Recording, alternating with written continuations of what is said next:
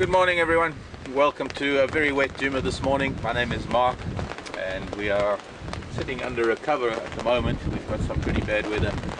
So I hope you're going to enjoy our morning. We're not going to be out much. Hopefully it will stop because, well, as Murphy would have it, there are some lying around on Djuma at the moment, but we are stuck.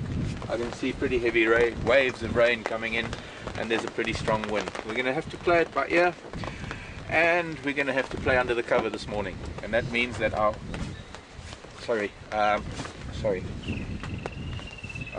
just trying to get equipment sorted out here. That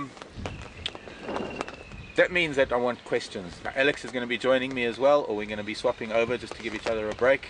And we've got Jason on camera, Brian's back in final control. What? Morning. Morning.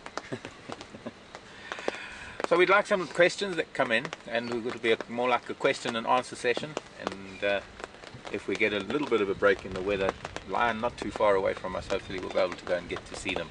So for now, it's what we wanted. I was talking about how things were wilting yesterday after the really hot days that we've had, some very, very high temperatures. And well, my wish was granted. And it's the most beautiful thing to drive after heavy rain. Unfortunately, we have driven to Djuma from Manyaleti, which was a wonderful drive. Lots of puddles in the road, terrapins in the puddles, giant land snails on the roads. And that's another thing I'd love to show you, is a live giant land snail. But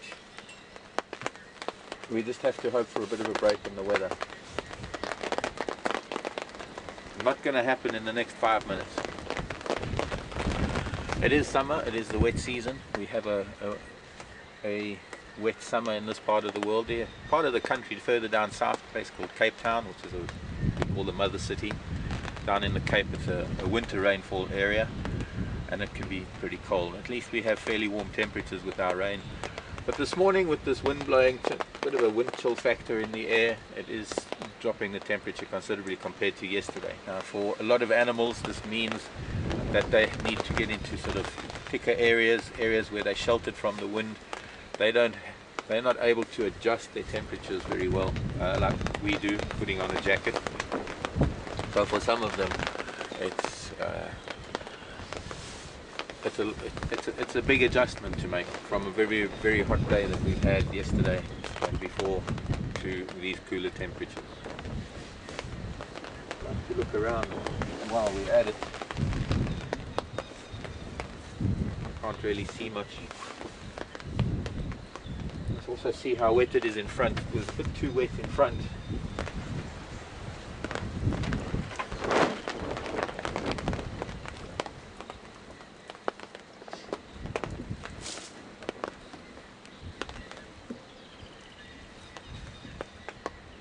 There. Are we going to maybe use the, be able to use the other mic? I wonder if we can stand in front. I just wanted to look at something in the distance while we're waiting for questions and comments.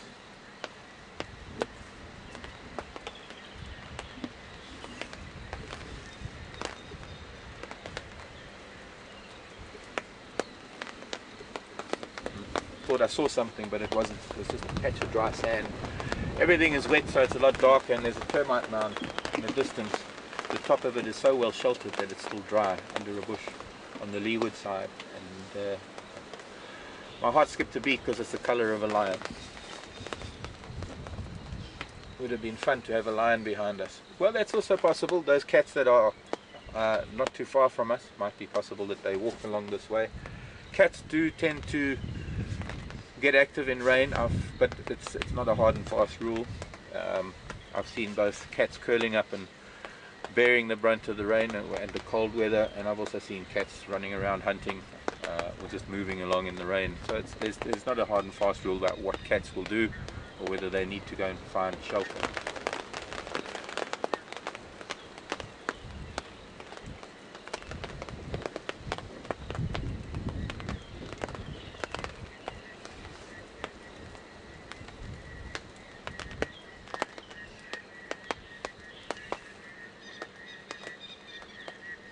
Very interesting question. For those of you who don't know, there was a baby hippo born at Arathusa. We used to have on many occasions, on many summers, we had baby hippo born here at Djuma, at the Djuma waterhole. But a baby hippo was born at Arathusa a couple of days ago, so there's a lot of interest that's been shown. A lot of people are commenting on that. Caroline is asking if a baby hippo can nurse underwater, and the answer there is yes, it can, Caroline. They are remarkable in that they have an automatic response to being in water, and the response to come up for air. And because we have the camera at Arathusa, I'm not too sure whether you're able to see the baby hippo on the camera. What you will notice is you'll notice Mom lies on her side, and the little one will just pop its nose up and breathe and go back underwater to suckle. In fact, for the first, generally speaking, once again, it's not a rule. It's not every single hippo that does this, but generally speaking, hippo will keep their young in the water for a while before maybe a few weeks before they bring it out for the first time. As I say, when it comes to animal behavior, what one animal does doesn't mean to say that all animals do exactly the same thing in exactly the same way. Animals are as individual as we are as people, so they have their own way of doing things. Wonderful weather we're having.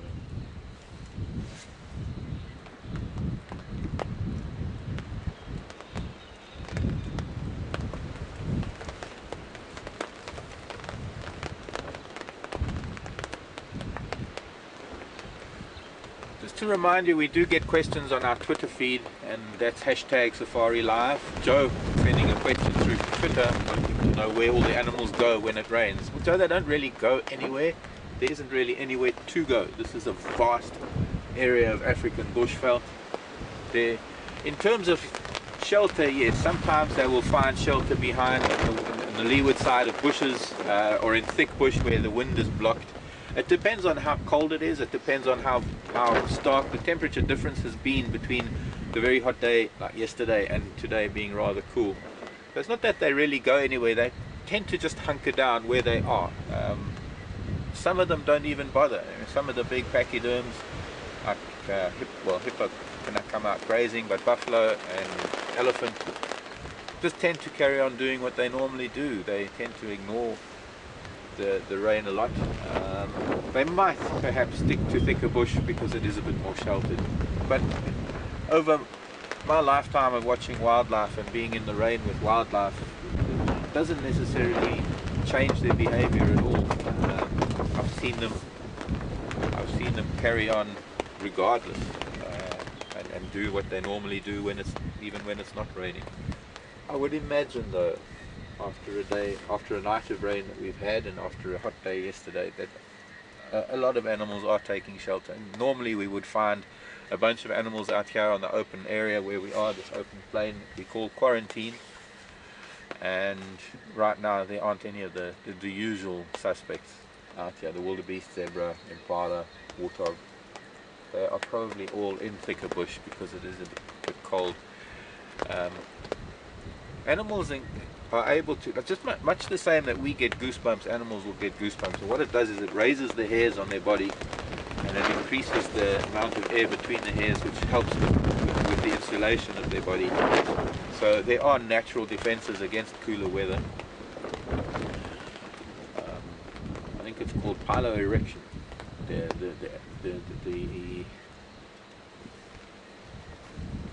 wouldn't say the act, but the motion of raising the hairs on their body to increase their temperatures. And as much as I'd like to be constantly talking, I do have to stop and listen to my earpiece every now and then when a question is coming through.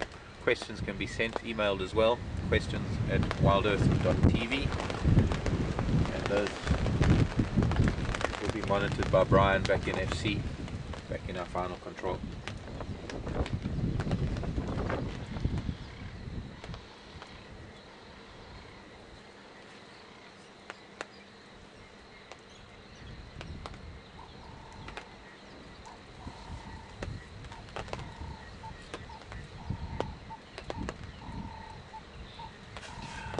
Interesting question from Ron coming through. Would be interesting to know where you're from, Ron. If you're going to send emails, perhaps not so easy to do on Twitter, but if you're going to send an email, just let us know where you come from, what country. It's nice to know how, why. our reach is. Ron is from Scotland, wanting to know if we have caracal here in the Sabi Sands and what their niche is in the environment. They are caracal, they are rather habitat specific. They do tend to prefer open grassland. Their niche, they sort of the predator between the African wildcat and perhaps the leopard in terms of their hunting ability. They are mostly bird hunters, some of the larger game birds that we have. Perhaps some of the smaller animals. Right now caracal will probably be going for young impala. So perhaps the predator that takes smaller creatures than leopard do. I suppose we could, when young leopard are hunting and learning to hunt, that is about the sort of competition that they would give caracal, because they're going for small enough prey that it would be the kind of prey that caracal are after. Caracal in Africa, also known as the lynx. The local term for a caracal is a rooikat, which directly translated means a red cat. They're really beautiful. They're nothing like the North American lynx. They do have tufts of hair on the tops of their ears. I didn't bring my books out this morning because I didn't want them to get wet, so I'm not going to be able to show you pictures much, but maybe later or on other drives, Ron, if you want to get an idea of what the African caracal looks like. I haven't personally seen caracal here at Djuma. I have seen caracal in other parts of the Sabi Sand. I suppose you could say they're in direct competition with the serval, although the caracal is more likely to enter into bush and riverine areas more than the serval. The serval is predominantly a grassland cat, and but a serval is probably going to be going for prey even smaller than that of the caracal, down to sort of lizards and mice, and in particular certain bird species that they have become very adept at hunting, but mostly small rodents.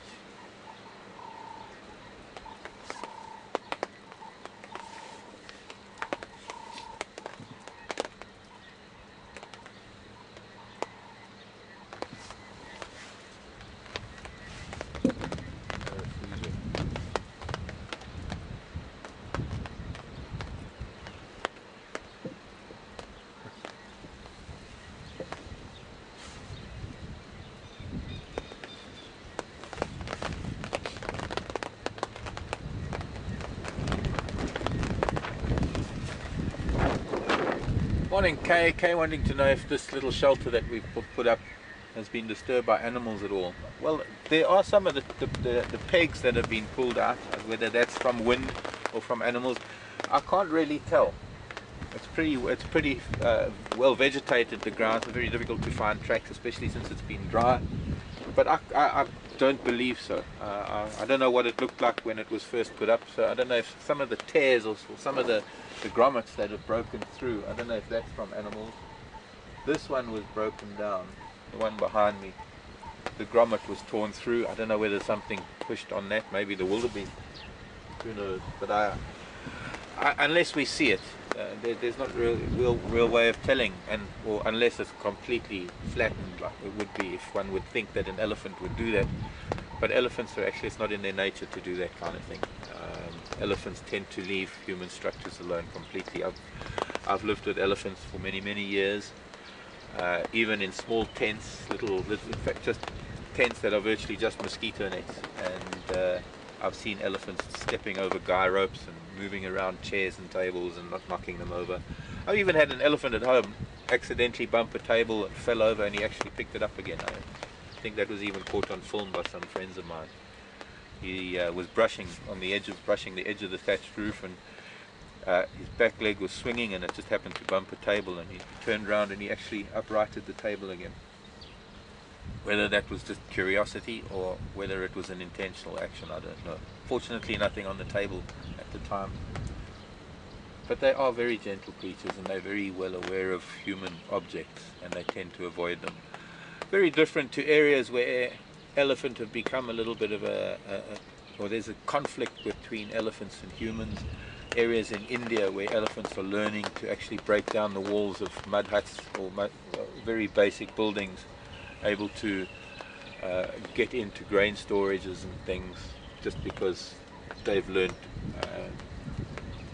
Where there is conflict with elephants, elephants become, I wouldn't say vindictive, but elephants do tend to push the boundaries a little bit far, because the humans that they interact with have no tolerance for them, and it becomes a sort of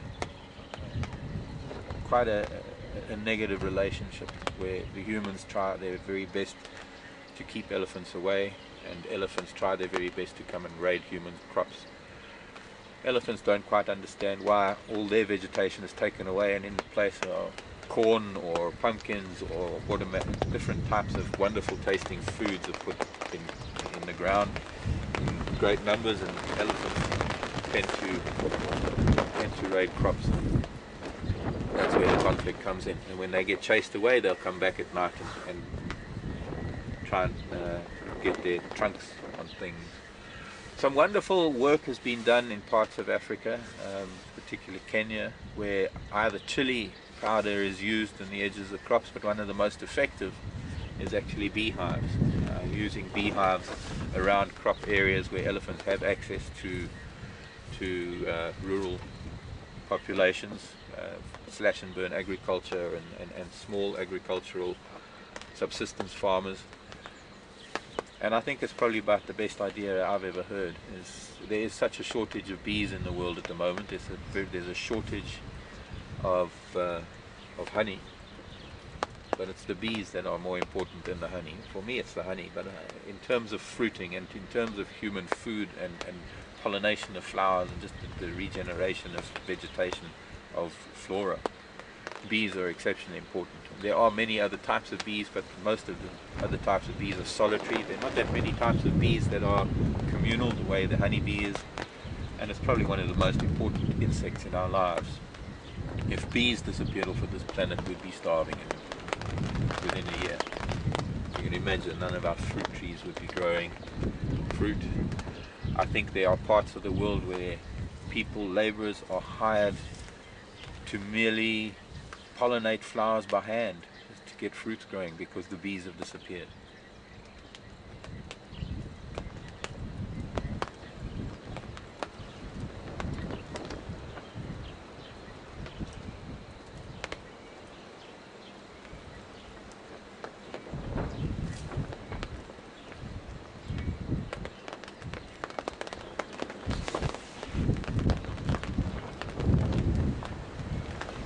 Morning, Marilyn. Sorry to turn my back.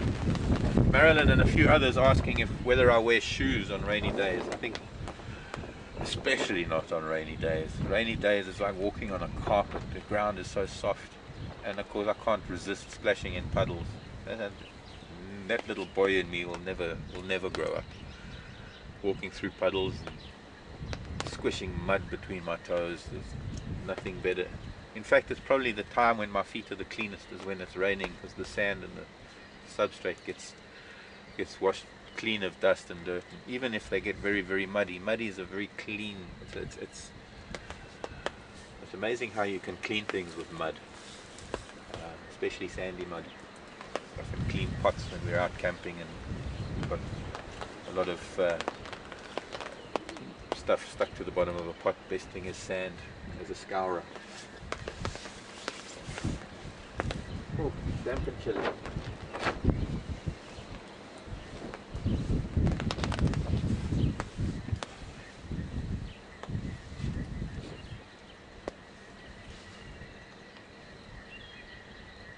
Morning, John in the US of A. John wanting to know how much rain we could expect today. Would it wash out roads? This is not that kind of rain, John. This is a slow, steady, on and off drizzle. We can see waves of it coming in. 1 minute the cloud is very much lighter in color and a little bit higher, and it's like now it's only wind, but there are these waves, almost visible waves of darker cloud that roll in with very heavy drizzle, and it's not a constant rain. And what this does, this is the best rain of all, because this is a rain that is slowly soaking in. What it does do is when it eventually saturates the soil, we start getting seepage down towards the drainage lines, and in that respect some of the clay areas can get very, very soggy, which means that to a large extent there are going to be a lot of areas where we can't go off-road. here up on the top of the crest where the Marula combritum felt is, or rather these Marula ridges, Marula knobthorn is probably what I want to call it. Very deep sandy soil, so the water drains away a lot. It doesn't stay in the soil. But if we take an area that's on the edge of the riverbed, close to Gowrie Dam, going towards Chelapan, if we went off road there, there's a very thin sandy layer, but a much thicker clay layer. That's where we find a lot of the mud wallows, and that is an area where if we went off road, we would probably bog down to the axles. Now, after a day of rain like this, when the ground is pretty much saturated with water, if we get flash thunderstorms that are going to deposit anything, I'd say, in the region of 2 inches or more of water in a very short period of time, most of that rain is going to become runoff, and that's that kind of rain that washes the roads out, that kind of rain that fills up dams and gets the drainage lines flowing, dry riverbeds or dry creek beds flow for short periods of time. If we get anything up to about 4 inches of rain, that's going to be very, very hard on the roads, and that's when we'll get rapids. That's when we'll get very fast flowing water in some of the drainage lines. Obviously, the more the drainage lines flow into bigger dry riverbeds, the more water collects, and of course it builds up, and eventually we have flash floods. But this rain, no, this is a wonderful soaking rain. This is the kind of rain we need to feed the plants, to get to the roots of the trees. We might have some more flowers.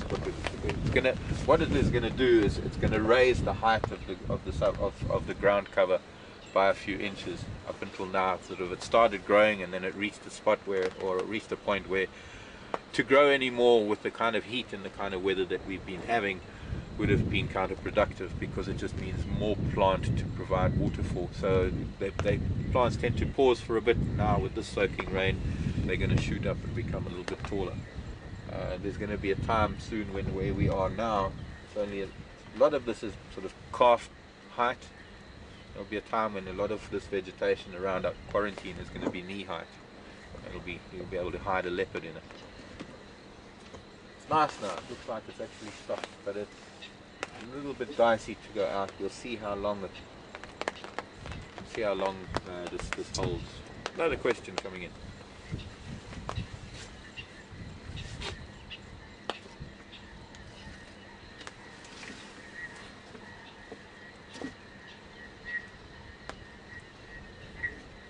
Morning, Kathy. Kathy in Tennessee, Memphis, Tennessee, wanting to know if animals still hunt in the rain. In fact, yes, Kathy, some of them do, some of them don't. One day a leopard will hunt in the rain, and another day a leopard won't hunt in the rain. It's a kind of a yes and no answer, and I don't want to use it depends, but it does. It depends on the cat, it depends on the mood, it depends on the opportunity. Obviously, it's a lot less energy consumptive to hunt in the rain.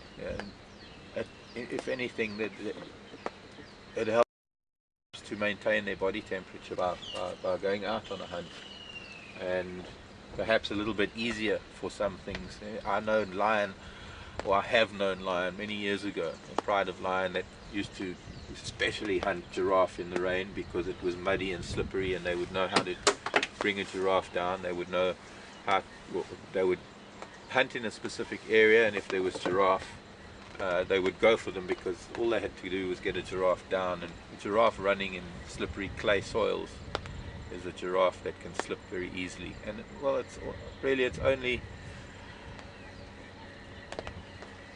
only all that's really needed. Sorry, I'm getting a bit distracted.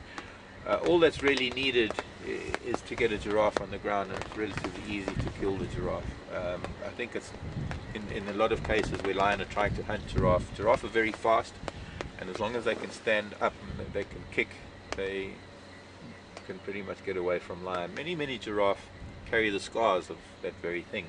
You find very harsh tear marks on their rump. It's just like zebra too, where lion have tried to hunt them and failed. Many a lion have been kicked by giraffe. There have been many a lion killed by giraffe. They kick out with their front legs as well as their back legs. They can strike out sideways, and if you just think of the weight and the length and the size of a giraffe and its legs, it could be a fatal kick.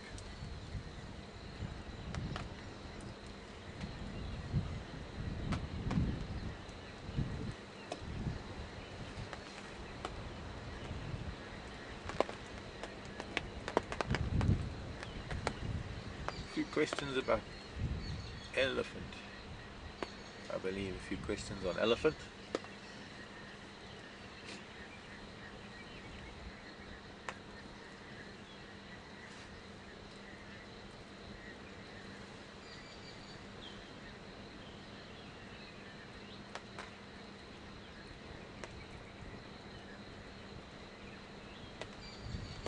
Still in the States. Judith in New York. Nice to have someone from New York, Tennessee to New York. Judith wants to know if I've ever come across an elephant that has died of natural causes. I have actually, sadly, on a number of occasions. Of course, it's an assumption that it's natural causes. Anything, yeah, I've come across young, very small elephant. Clearly not predation and clearly not poached. But there have been a number of places I've lived where I've lived with large populations of elephant, vastly varying habitats and terrain, rivers, lakes, and vast areas of very, very harsh clay called cotton soils. There have been a number of places I've lived where elephants have been trapped in mud and sadly died. And there's the sort of the follow-up to an elephant carcass with all the vultures and the predators that come and eat off of it: lion, leopard, hyena, jackal.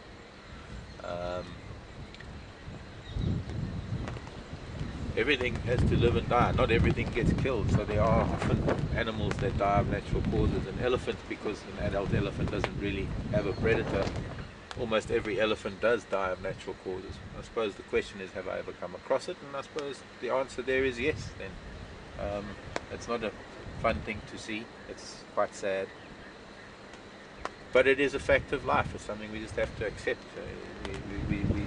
We sometimes get a little bit too emotionally involved in things, or invested in things, and I suppose we just have to take a step back.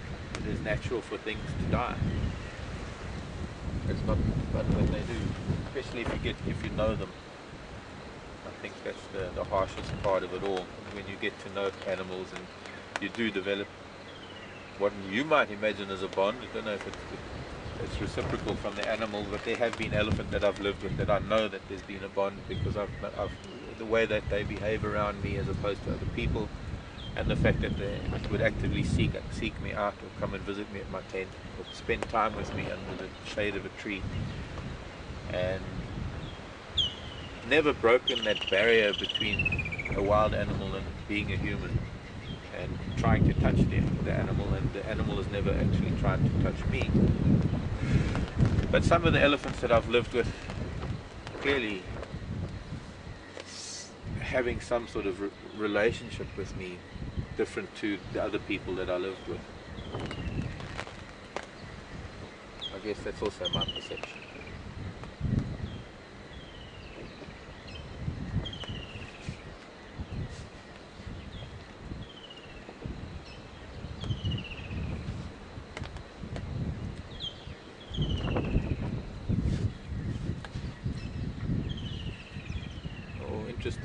Interesting. Jeffrey in Austin, Texas. Morning, Jeffrey. How are you doing? Jeffrey's asking if I've ever come across an aggressive elephant that may have come from another area and experienced the negative side of humans, and well, I can't sort of quote the question, but I think that's the gist of it. And yes, very much so. Not necessarily coming from other areas, Jeffrey, but I've lived in areas where poaching has been so bad that elephants don't trust humans at all. In fact, their elephants are quite aggressive as a result of it. That was up in Tanzania. I constantly live with elephants that are hassled by humans because they don't know how to behave with elephants. Even in Kruger National Park, there are elephants that are either teased or mistreated by people who don't know what to do with them, and Well, every now and then you get an elephant that retaliates. We've had a few incidents in the Kruger Oval have just put with elephants too far, and elephants take it out on the car. In areas where behavior is pretty consistent, elephants tend to behave themselves. I live in a place where, unfortunately, it's become fashion to own a piece of property, and there are large share block systems, share block areas around me that have a number of shareholders. And in the old days, they were people who loved the bush. Nowadays, it's a fashionable thing, and because it is fashionable, it's become extremely expensive to own these properties. And so one only gets a certain financial class that buys into it, and the little old bungalows that used to exist are now being replaced by huge mansions. And so for the last few years, every single day in and day out, even sometimes on weekends, contractors, delivery trucks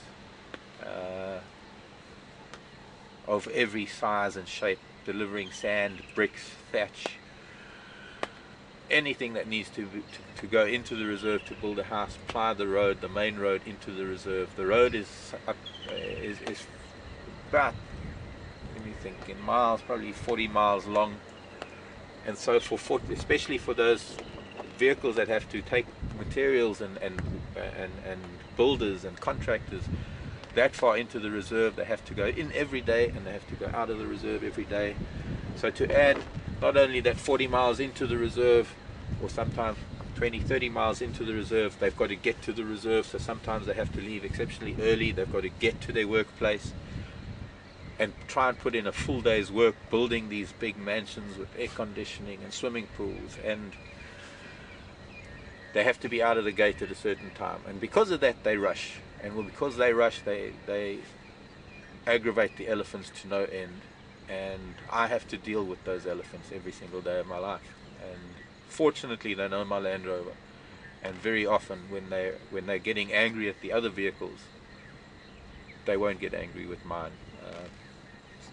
Not a hard and fast rule. One of these days, who knows, something might just push an elephant a little bit too far, and it'll take it out on just any animal. But it's just sad that some of the most beautiful places, it's a condition of the human. What's part of the human condition. We find really magical places on the planet, and they suddenly become tourist attractions, and then suddenly before you know it, lodges and hotels and things are being built.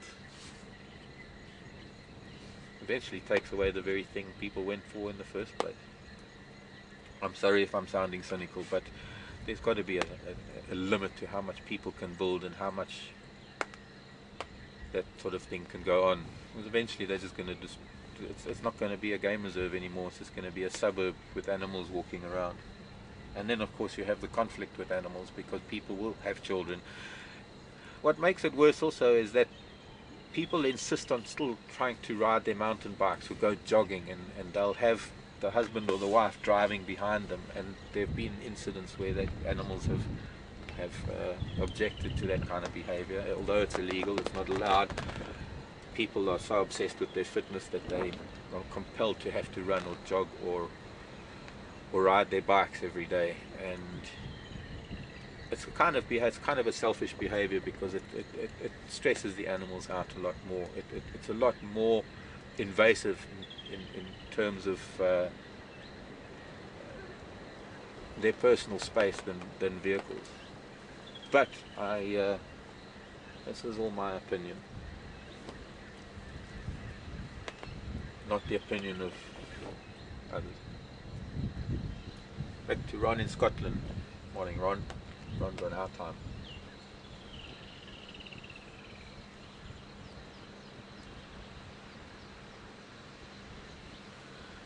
Not quite our time, maybe a couple of hours behind. Ron, thanks for the question. Wanting to know if you can tell the difference between a mock charge and a real thing with an elephant.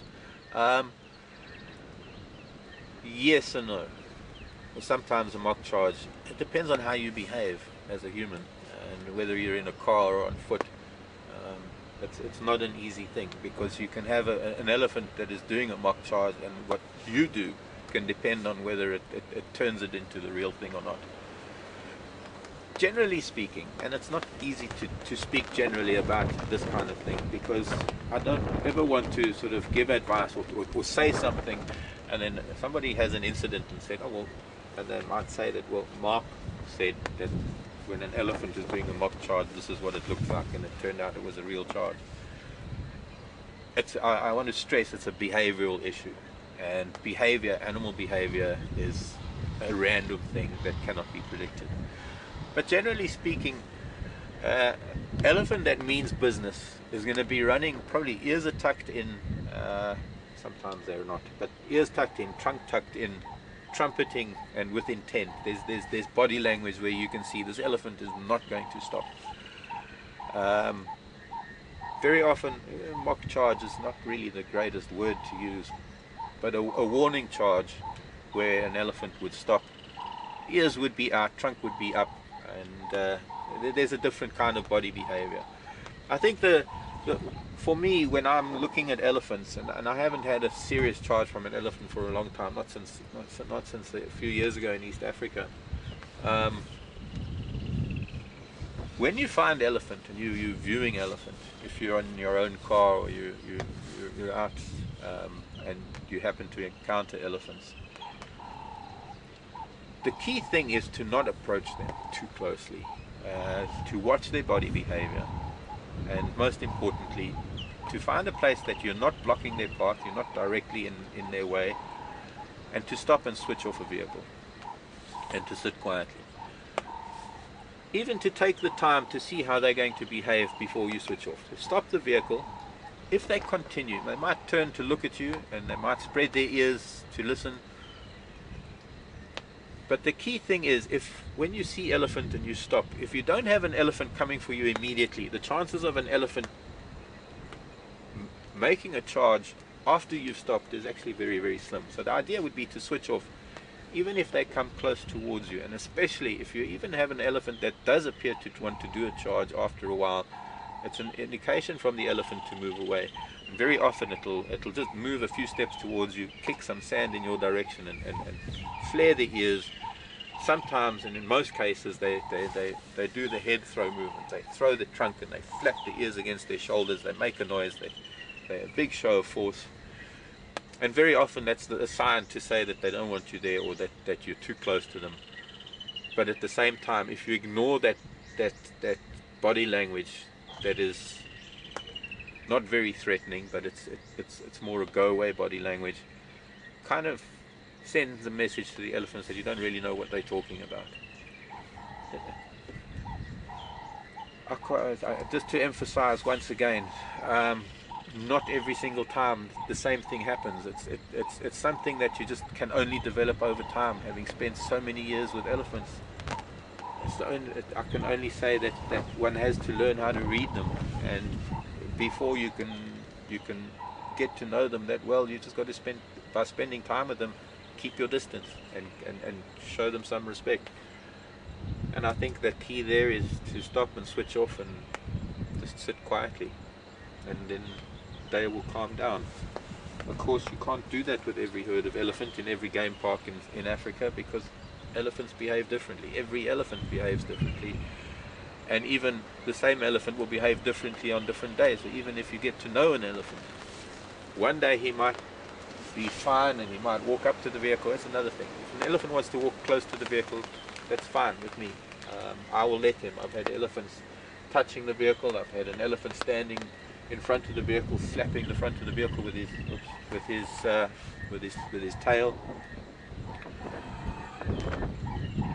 That is when the elephant has full command over the situation.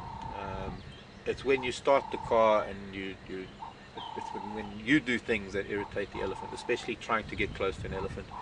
And one never approaches an elephant from behind, because invariably they might not hear you, they're definitely not going to see you, and if you give an elephant a fright approaching from behind, they can turn aggressive immediately.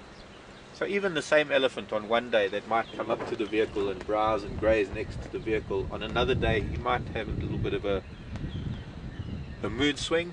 Of course, we know that elephants must have heightened levels of aggression, and it's always wise to be very wary and very careful around elephants in must. It's never easy to tell people what to do without being in that very situation that they, or without being in a specific situation, because you have to sum up your odds at the time. It's something that you just have to, your brain has to work very, very quickly, especially when you're on foot. The brain has to run up your options very quickly, and sometimes the only thing you can do is stand your ground when you've got a bull elephant charging, and you just hope that he's not going to do anything, because I can promise you that if you turn around and run, he will chase you. What would maybe be a mock charge or just a warning run towards you, if you stand your ground, he's most likely to stop. Sometimes even shout him down. But there's one way to guarantee an elephant's going to chase, and that's to turn around and run. And there's no way, not even Usain Bolt, who's going to run away from an elephant. They can turn very, very quickly. With one thinks that you can run in one direction and change direction, that elephant will take a shortcut. What is that bird on that? If we can get that.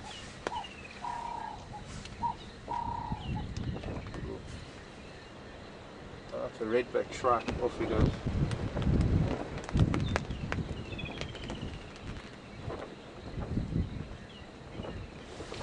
Okay.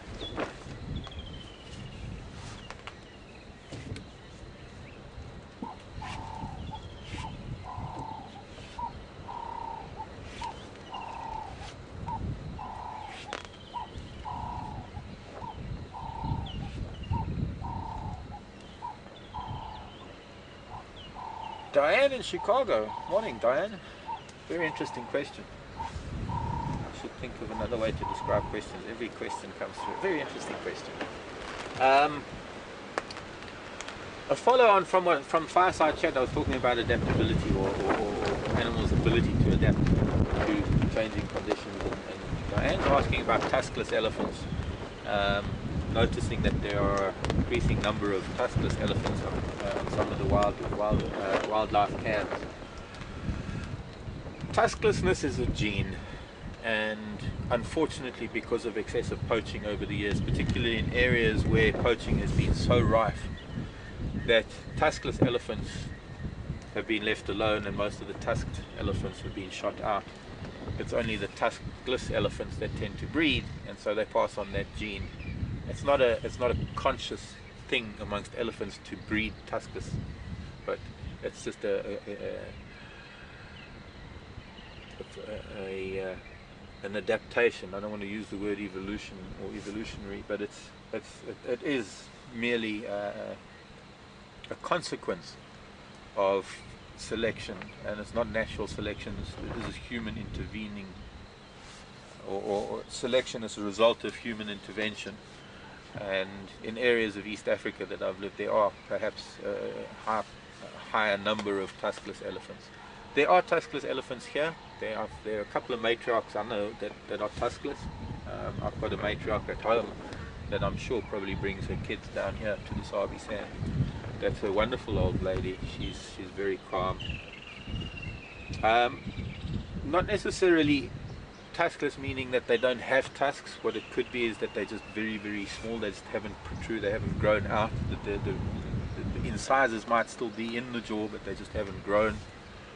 I haven't really ever found a skull of a tuskless elephant, funny enough, and it would be interesting to find what it looks like, and whether the tooth buds, the roots, or whether there was ever anything in the jaw, incisors or not.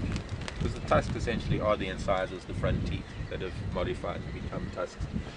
And unlike most other animals that have incisors, they're continually growing, as opposed to everything else. You get two sets of incisors in your life, your baby teeth and your adult teeth. And you've got to live with them as big as they are, or as small as they are. But yes, there are a couple of tuskless ellies around. Fortunately, knock on wood, cross fingers and hold thumbs, we haven't had such bad. We've only had a few incidents of elephant poaching here in Kruger, and unfortunately, on the other end of the scale, in the 19th century, when there was a big ivory trade, there were a lot of elephants shot for their ivory in this region, and of course the biggest tuskers were taken out, which means that there's a very small gene pool of very large tuskers. But hopefully they have spread their genes, and in years to come we might get some more big tuskers coming out, like Isiolo, or some of those elephants at Tembe, some of the elephants up in Amboseli and Tsavo National Park. But generally a lot of the big tuskers of today are nothing like they were 200 years ago. We just don't get elephants that big anymore.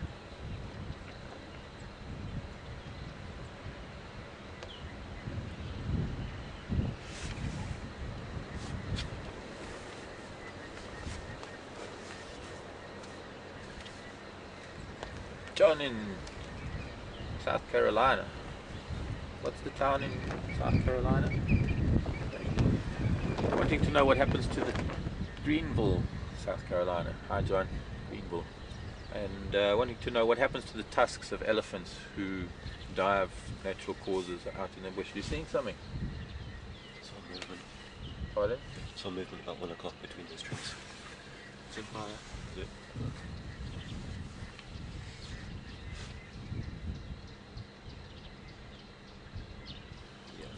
Different angles, so I'm not seeing what you're seeing.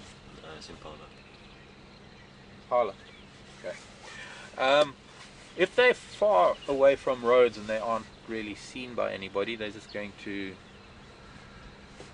lie with the skeleton until it becomes covered with vegetation, and eventually they'll disappear underground.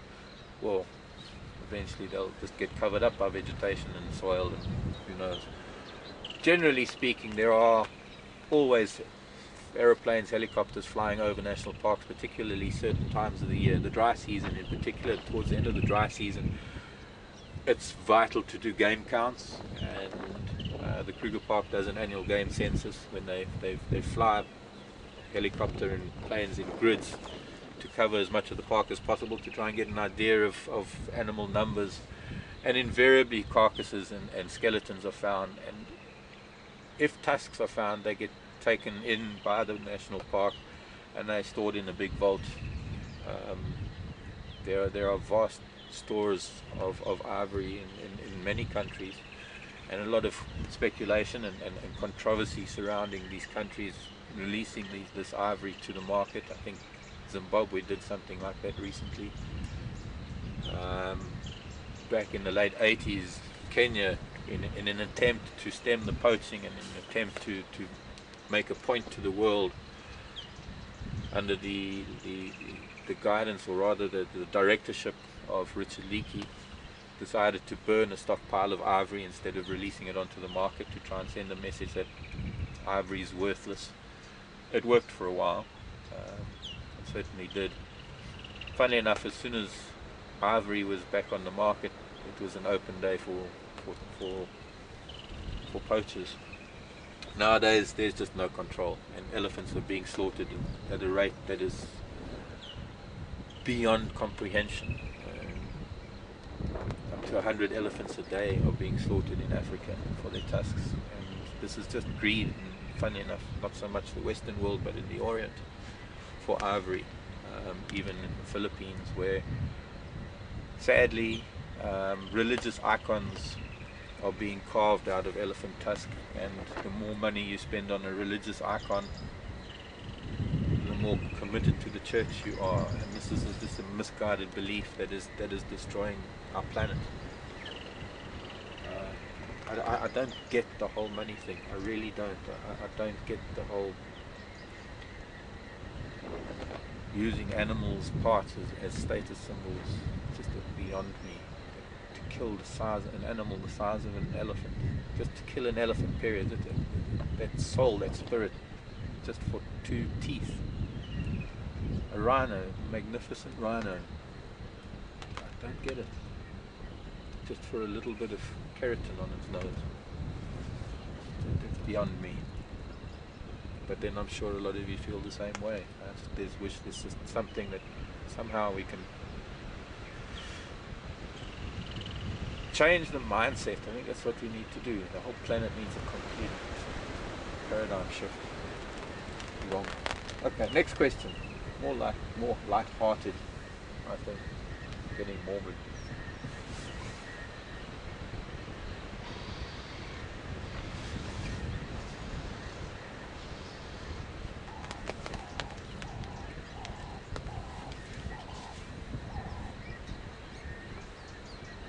No.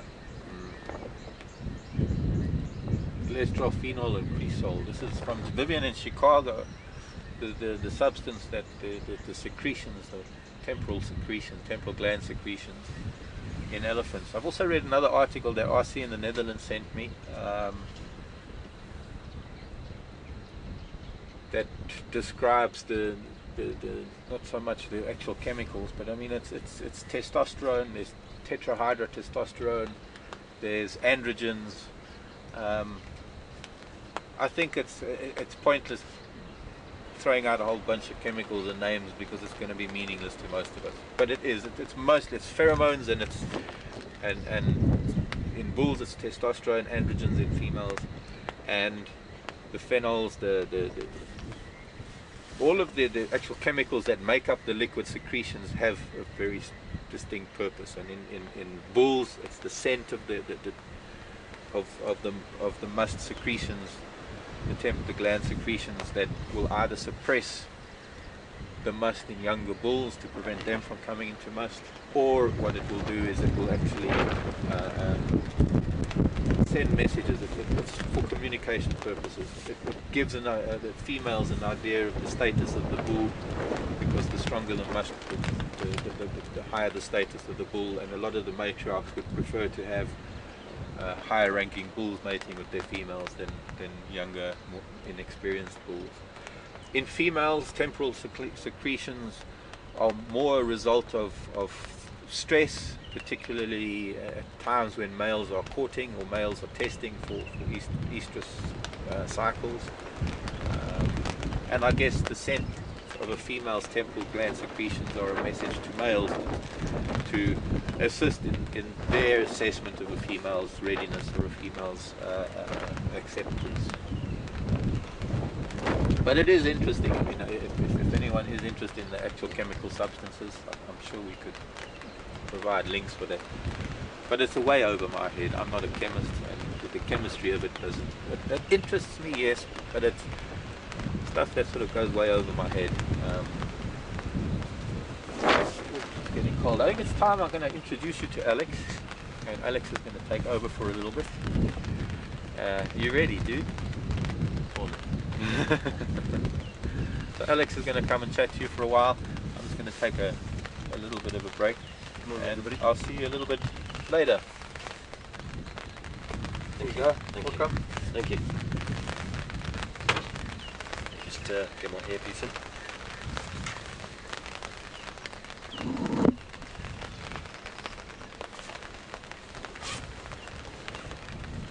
Okay, how's that? Is that better? Okay, thank you. Okay, good morning everybody. Hope you're doing well. Yeah, and after following in Mark's footsteps, what can I say? Hopefully I'll be able to give you some good answers and keep you entertained as much as Mark does. So yeah, please feel free to continue sending your questions through to questions@WildEarthTV, hashtag Safari Live. Yeah, ask me pretty much, not pretty much anything you want, but you know, anything about nature, see what I can do to answer your questions for you. And yeah, a bit about myself first. Okay, yeah, as I was just about to say, yeah, okay, I've joined Wild Earth. This is my first time with the Wild Earth project, and it's a fantastic experience to be here. It's just such a brilliant place to be, working with such dedicated, hard-working people such as Will Fox, Graham, Peter Pretorius and Hayden, and Mark Viner and Scott as well, and all the cameramen like Jason, Brian and Viam. They're all a fantastic group of people, such a pleasure to work with. And I have to admit, I'm learning an absolute lot whilst I'm, a ton whilst I'm here. been in Africa now for pretty much nearly a year, and the amount of, I can't stress enough, the amount I'm learning on this job is just, it's a phenomenal experience. Sitting around the fireplace on the night, or around the dinner table on the night time, talking with Mark, hearing about his experiences, it's such a pleasure. I was actually thinking about this sort of a bit of an analogy the other day, where people have this imaginary dinner party where they have celebrities that would actually come, or they would like to come to their dinner table, and basically have a chat, have dinner with them. And I had to revise this list because now I actually think Mark Weiner would be one of these superb people to actually have round for dinner, because the stories that he tells, the tales that he weaves, they're just, it's mesmerising really to hear what he has to say.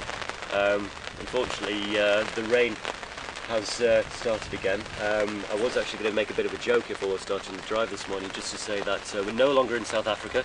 We've moved the drive to England, because that's where I've spent most of my time growing up in the UK, in Yorkshire actually. So if there is anybody from Yorkshire watching, hello. Yeah, so I'm pretty much used to this wet, cold weather. Unfortunately, we can't really go for a drive in it as much as I'd like to. The equipment might get a bit wet. But yeah, if you do have any questions, feel free to send them through, and I will do my best to answer them. Even if Mark has any questions, seeing as he's getting comfortable next to me, which could put me in for a rough ride here. No. But I'll be off camera and I'll maybe say one or two things. But I had to sit in the car because I said earlier how magic it is to be barefooted when it's wet. But my feet are now too wet and cold. So I just wanted to let my feet dry for a bit and get out of the wind. So I'm just sitting next to the driver's seat. Oh, okay. I think there is a question coming through from Brian.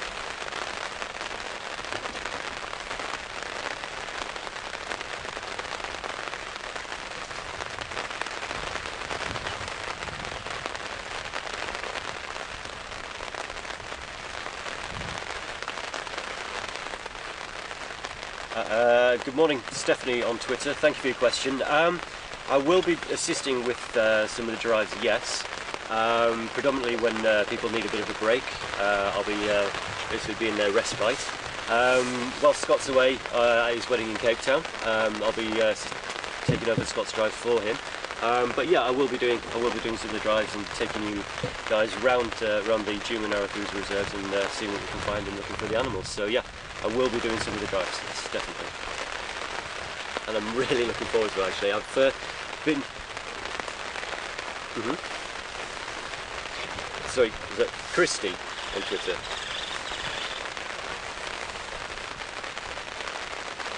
So I think, yeah, okay, thank you.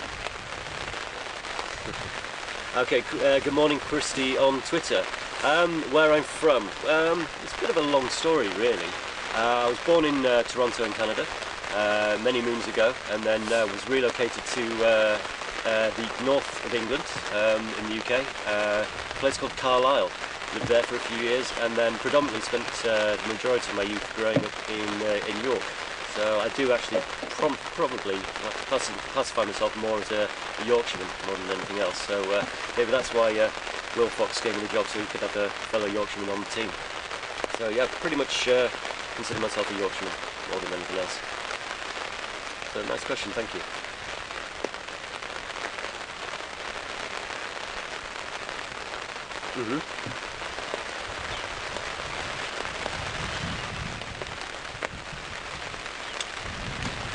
Okay, good question from Rava in Arizona. Good morning to you, or good evening.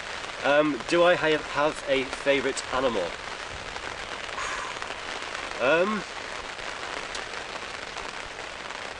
I would have to say, and this is probably dodging the question a little bit, a favourite animal would be an animal that is acting in its natural habitat. It's happy, it's doing its own thing.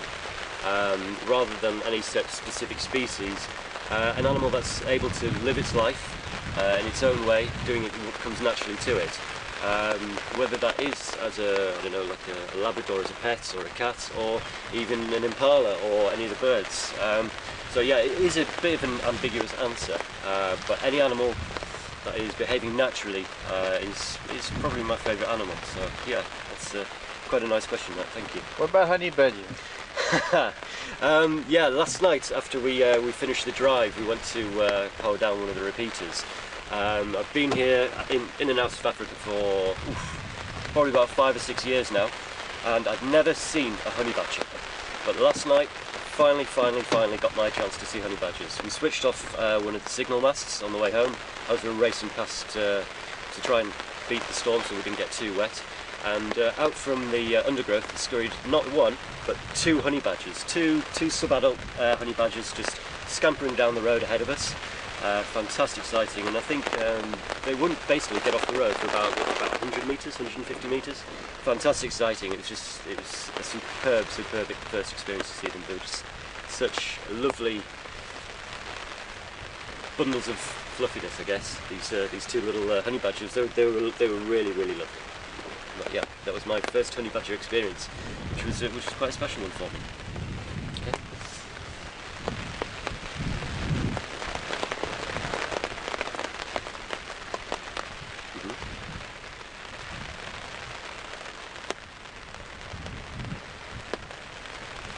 Sorry, was that Billy?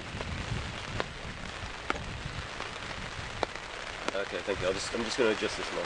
Sorry. Billy in Florida is asking what I would like to see most on this drive. Ooh. Interesting animal behaviour, I guess. Ethology, new experiences with the animals, seeing new and interesting things that the animals can do, different displays of behaviour. Yesterday, when I was learning some of the roads, I went up to Buffelshoek Dam, and I was fortunate enough to see the breeding herd of elephants that Mark saw yesterday morning come down to the waterhole.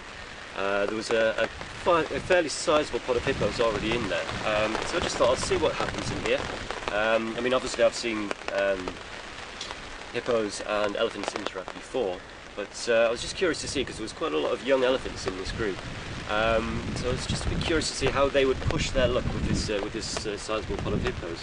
And there was quite a lot of nice interaction where the elephants got into the dam, splashing around basically like children would in a swimming pool. But there was one particular naughty boy in this elephant group who was kind of throwing his weight around a little bit. He got a bit of a ticking off from some of the older females. And whilst the rest of the herd left, the sub-adult male was actually sulking in the water. He was having a bit of a hissy fit, throwing his ears around, splashing around, ducking under the water. So that was very interesting animal behaviour to actually watch, which is pretty much what I hope to see most on this drive. Is just new animal behaviour, which kind of, don't know, just something that would bring a smile to my face, and hopefully to your faces as well. So yeah, new and interesting animal behaviour is probably pretty much on my list of things to see. But if I was hoping to see one particular animal, I have to say I've got a weakness for cheetah. I love seeing cheetah in the wild. And they are pretty spectacular in my opinion.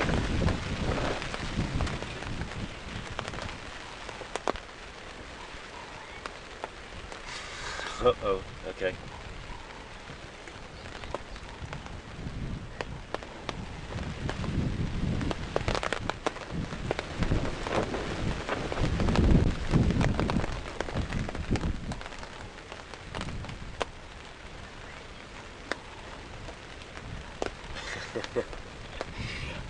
Okay, I've had a bit of a curveball thrown at me. Unfortunately, birding isn't one of my strong points. I am still learning. RC in the Netherlands was asking about the willow warblers. She's heard them around the Buffelshoek Dam area and is wondering if they're still around. I might have to ask for some assistance on this one, I'm afraid. I haven't seen one, but willow warbler is a very difficult bird to find. I think one of the... It's a challenge. I think RC is throwing out one huge challenge, because willow warbler is not an easy bird. I mean, you'd think that it would be just an LBJ or one of the. To actually stop and find a willow warbler takes exceptional birding. Okay. Or maybe it's something I can do in between drives, is go up to Buffershoek Dam, have a listen for the call, and if it is around, just basically set up a bit of a camp for a couple of hours and see if I can take a picture of one for you. And if I am successful, if you are still watching, if you just tweet or email in again, just remind me. I'll keep the picture on my smartphone or on my camera, and then I can show you a picture of it if we do see it. So yeah, apologies that my birding skills aren't up to the standard of Mark's, or probably even Scott's as well. But yeah, it's something I'm quite passionate about learning a bit more of. Well, I think you made a point there. You're from Yorkshire. Yeah. Okay. I think it takes time. Yeah. I think if you'd been born in South Africa, you wouldn't have had an excuse. Yeah. True. True. So you're a recent transplant. Invasive species. We can make allowances for that. Time, Alex. You're on your path to get there. It's not something you can speed up. It's something that just happens over time, and it's I suppose like many things in life. The more you do it, and the more you're at it, the more exactly. the better it becomes, or the more you accumulate. And I think one of the main things as well, if you have a passion for something and a drive to actually understand and see things, I think that's one of the most important things to have, especially when you're coming to a place like South Africa and doing a job, well, not just South Africa, but doing a job where you are working outside, you are working with nature, you are working with wildlife. You do need a passion to actually continue learning, to expand your knowledge and to expand your understanding of the world around you. And it's not something, as Mark says, it's not something that comes overnight. It does take time, and I don't think you can ever stop learning in circumstances such as this. I'm pretty sure that there's things that a lot of the great presenters and naturalists around the world and wildlife people, I'm sure they're still learning every time they go out and see things. If the day you think that there's nothing to learn, the day you might as well dig a hole and climb in it, because then, yeah, no, I think everybody, even the likes of David Attenborough and the people that we might admire because they're the wise older crowd, Jane Goodall, even Jane Goodall can probably learn a few things about chimpanzees, even though she's been with them. So yeah, nature is that thing that there's never a day when you can stop learning. I think that's one of the reasons why I love it so much, is because there's always something new. There's always certain, there's always learning curves. Especially when it comes to ethology, especially the behavioural side of things. Seeing how not only animals behave in different countries, the same animal, how elephants or lions do things here, and as opposed to say up in Botswana where it's wet in the Okavango Delta, that sort of thing. But the same animals, how their behaviour changes from day to day. When you get away from the thoughts of them being just animals that work on clockwork, or just animals, that alone is a bad statement. But yeah, just the fact that animals are thinking, caring, feeling, living beings makes it interesting. Yeah. And the more you look at them, the more you learn about them. I think you appreciate more about what an animal goes through on a daily basis. Yeah. So I mean, predominantly the need for resources and finding those resources such as food, water, shelter is obviously their main priority, as well as reproduction. But it's the steps that those individual animals actually go through to actually attain these resources, and the learning curves that they will go through as well, finding more efficient ways to actually, I don't know, say for example a leopard stalking its prey, excuse me, it will go through learning curves about different ways to approach things, the uses of the terrain and the topography, and also the abiotic elements such as the wind, and even weather such as this or in the sunshine. It's all a learning curve, and it's how different animals will use the environment around them, which is such a never-ending learning curve, I think. Yeah, it's a really nice question. Thank you.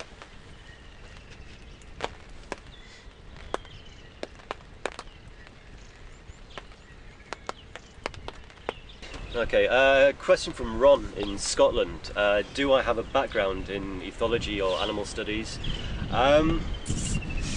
Career-wise, no. I've always pretty much worked in marketing, but from a very early age I was exposed to quite a lot of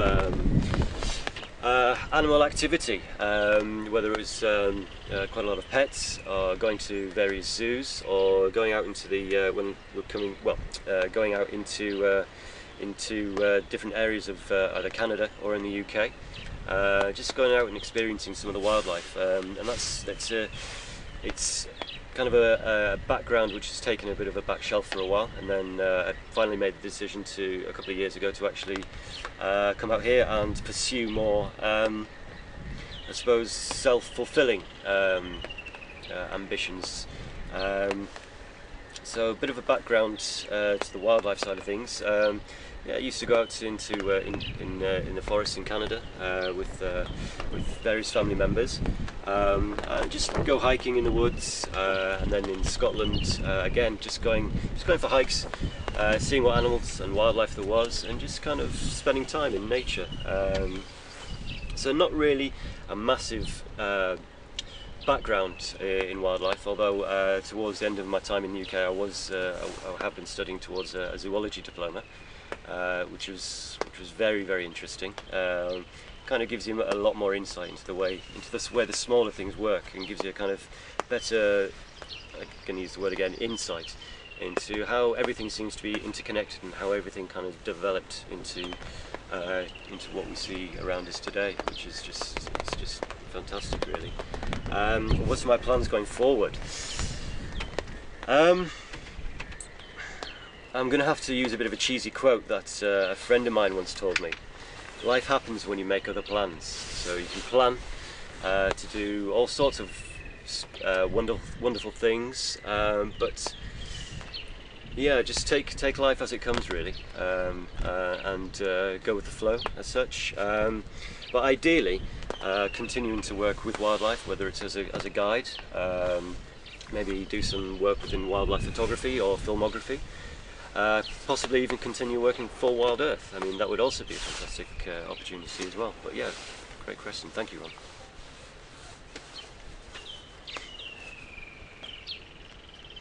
Any questions from?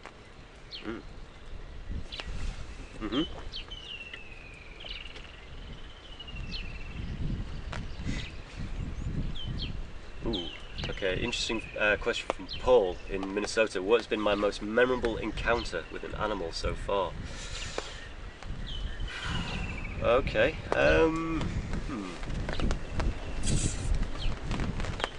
quite a few, but I think one of my most memorable, when I was training, to attain my field guide qualifications, one of the courses that we did was the Trails course, which you learn to start to learn to interpret all the different animal tracking, all the signs of the bush, and you actually go out on foot to actually track these animals and get encounters with these animals. Obviously not putting yourself into a dangerous position, but one morning we set off from our bush camp, probably about 5 o'clock, half past 5, 6 o'clock in the morning. We'd heard that a big dagger boy had walked past the camp during the night. So we thought, okay, we're going to go find this big bull buffalo, and just view his behaviour for a while. So we set off, and after about half an hour, we found his tracks. Fortunately, they were quite well pronounced. So we followed these tracks up a bit of a road, and he turned right into the bushes. So we, the group, cut into the bush. Proceeded to follow these tracks, and after a while we lost these tracks. I thought, right, okay, which way could he go? And there was a river that was running kind of at a right angle to our position. So we thought we'll climb down the slope and see if we can find the buffalo tracks down by the river. Couldn't find his tracks after about an hour of looking, so we decided to head back to camp, have a bit of a coffee, have a bit of a regroup, so to speak, and set off again. So we managed to get back to camp, had our coffee, and we'd heard that there'd been some elephants probably about another 5k away in the opposite direction. So we thought, right, okay, we'll go and find these guys. Set off from camp and got onto the sandy track. And I looked down and I saw some lion tracks. I thought, okay, interesting. So I pointed out to the group leader that there were some lion tracks. And he made a quick decision that I think, yeah, okay, we'll follow these lion tracks because they look pretty fresh. So as we proceeded to follow these lion tracks, they kind of followed the path which led around the back of the camp. And it soon transpired that these lion tracks were walking over the top of our tracks, which was quite an interesting awakening moment for you when you actually think, okay, there's a lion following us. So we followed our tracks, which were following the lion tracks, which were following the buffalo tracks, and these lion tracks pretty much followed our tracks all the way back down to where we'd gone to this river, and where we'd turned right, this lion had turned left. So we took the decision to continue following these lion tracks, and we came to a bend in the river, and we kind of just peeked our heads around the corner, and sitting across the opposite side of the river were two big lionesses, just sat there, just looking at us like that. So as we'd been following this buffalo, these lionesses had been stalking us. So that was quite an exciting and interesting experience. It was definitely one for the memory books, anyway. Good question, thank you.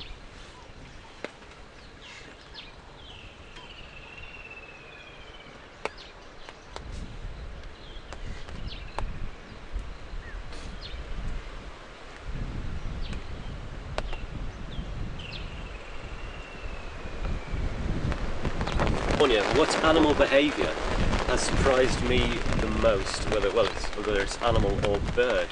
I have to think on this one for a second.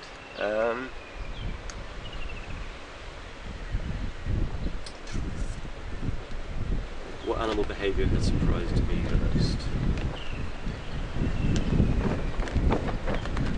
Okay, one that I think the viewers will probably recognise. A couple of weeks ago when we were filming, we were broadcasting for Big Cat Week, and the lions had taken down that younger buffalo, and just the tenacity that these buffalo had shown to try and defend their young. Unfortunately they weren't successful, but just the tenacity that they were willing to put themselves in danger to kind of assist and help one of their fellow herd members. I mean, that's kind of it kind of gave me a bit more insight into the herd dynamics and their bond between these animals that kind of congregate and spend their time together. I mean, we all have probably seen the clips on YouTube and watched the TV programs where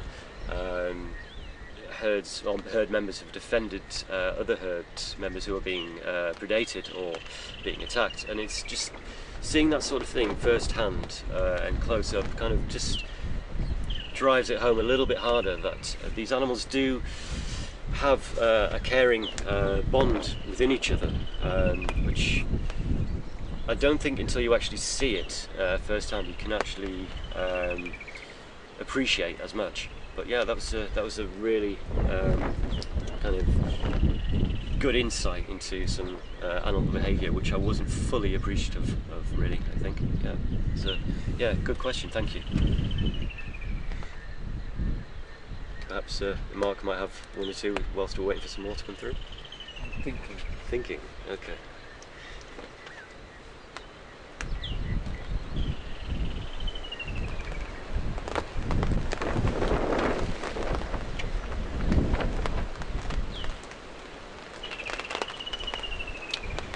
Chris from South Australia. Okay, would like to know how younger or newer lions learn the territory of the pride. It's following the pride around, really. Obviously the pride traverses around its territory and its home range. The animals will be looking for food, looking for water, looking for shelter. So it's kind of along the lines with what Mark was explaining about how various animals know what to feed on. It's a similar sort of process in principle, where the pride will traverse around the territory and the home range, and that will kind of give the animals an idea of the boundaries, so to speak, and where their kind of home range and their territory stop. They'll kind of start to develop a sense of knowing where the demarked territories will be. So it's imprinting from the parents, and when the younger, the sub-adult males, when they start to be separated from their pride, these sort of territories will kind of, or the ways to recognise these territories will only be imprinted on them. So it's a learning curve where it starts off with the parents teaching them what to look out for, what signs to look for, whether it's scratching on the tree, whether it's the scent markings. So these lions will kind of learn to know what to look for, what to smell for, whilst they're on their own, within their own pride. And then when they start to break away, it's kind of looking for the signs that they'll see for if there are any other prides lurking around, or any other dominant males in a surrounding area. But a very interesting question, then. Very interesting question. Thank you.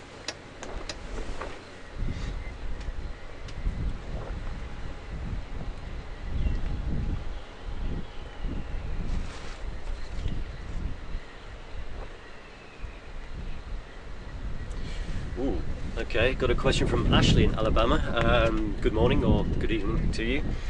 Do animals develop what was the phrase again? Do animals develop relationships within herd or pride or pack dynamics the same way as humans do? I'm gonna say it depends. I'm stealing one of Mark's lines. I don't think some animals have the capacity to kind of have our in-depth emotional developments. I mean, they do have their own emotional developments to a certain degree, but I don't think their building of relationships is quite along the same sort of aspects as we do.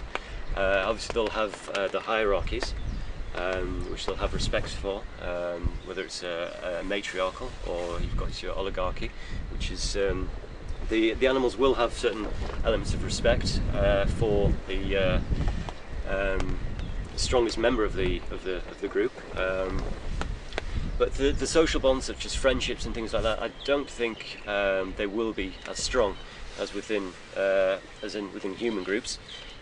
So it's a bit of an ambiguous answer to a very interesting question, and gets back to the ethology side. I mean, hopefully being exposed to these sort of environments, it will give not just me but you guys a better understanding into the way that animals behave and just the dynamics within the groups.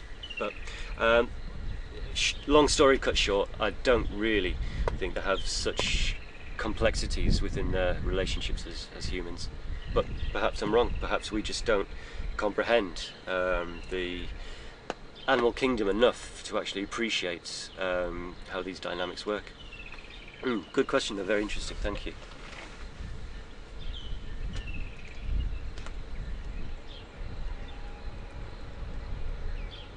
Okay.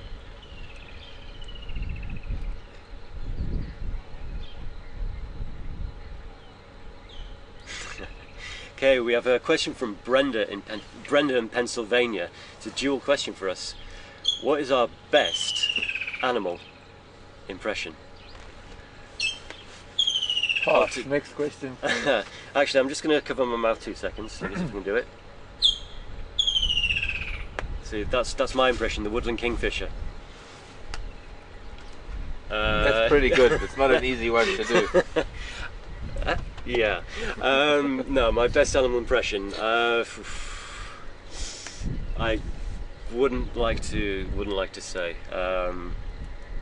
Mine is a giraffe.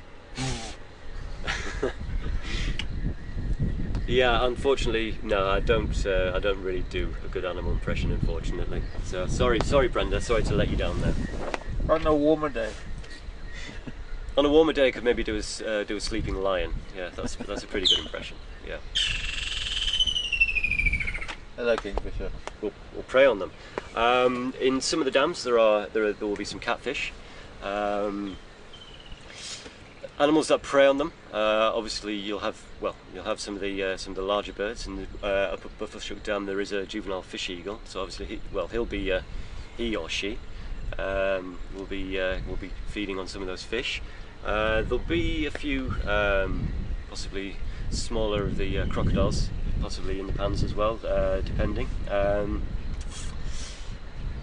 And I think maybe some of the larger catfish may even feed on some of the smaller catfish as well. And there'll be things like your darters, your egrets, and your herons that'll feed on some of the smaller fish, as well as some of the larvae, the insects in there as well. But predominantly, I think there'll be some form of catfish that'll be in these dams and pans. Good question, though. Thank you.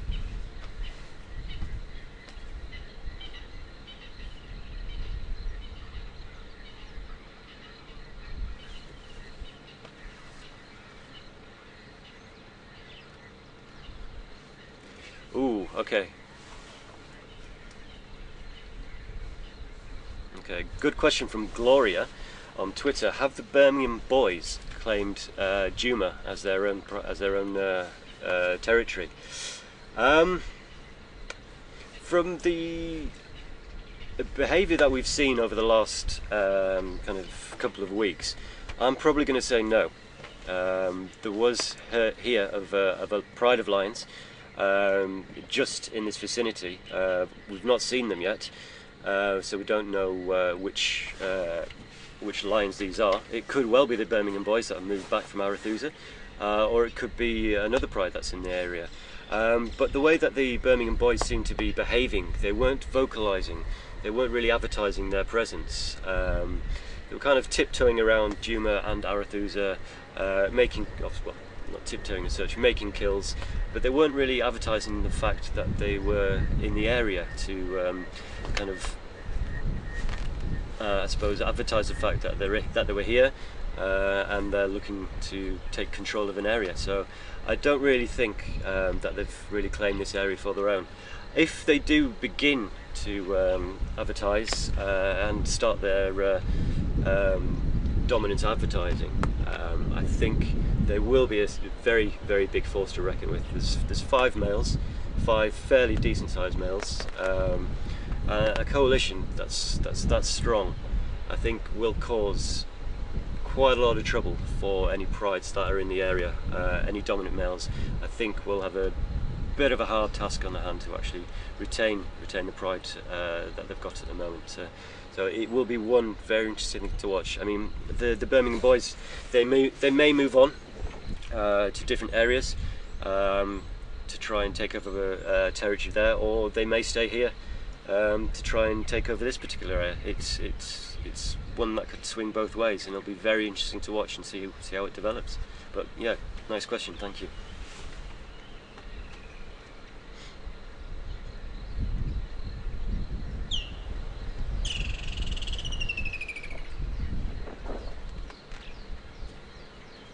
Good morning, Vancy.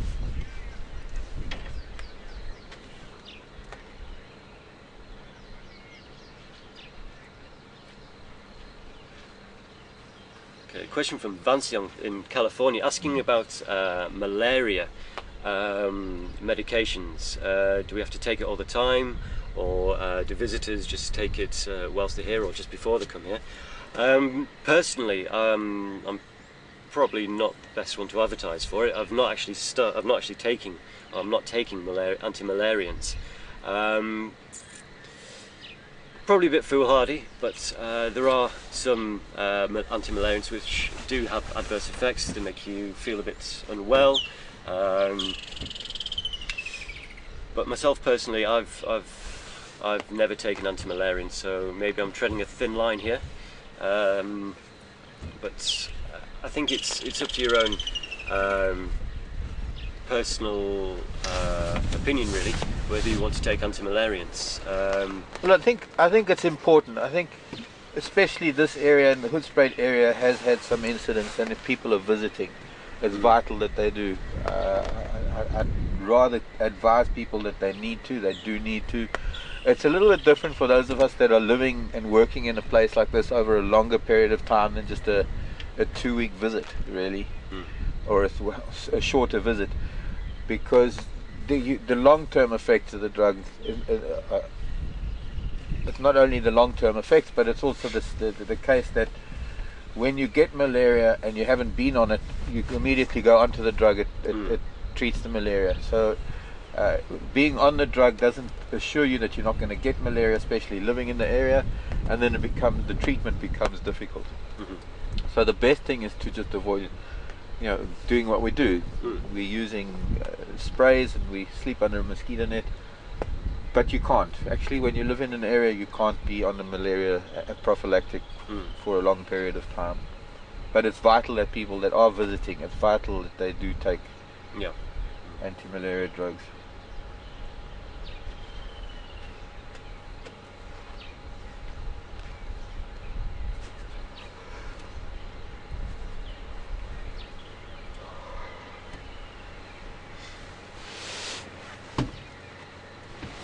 Okay, interesting question from Sherry in Ohio. How many miles of land will a lion pride claim as its own?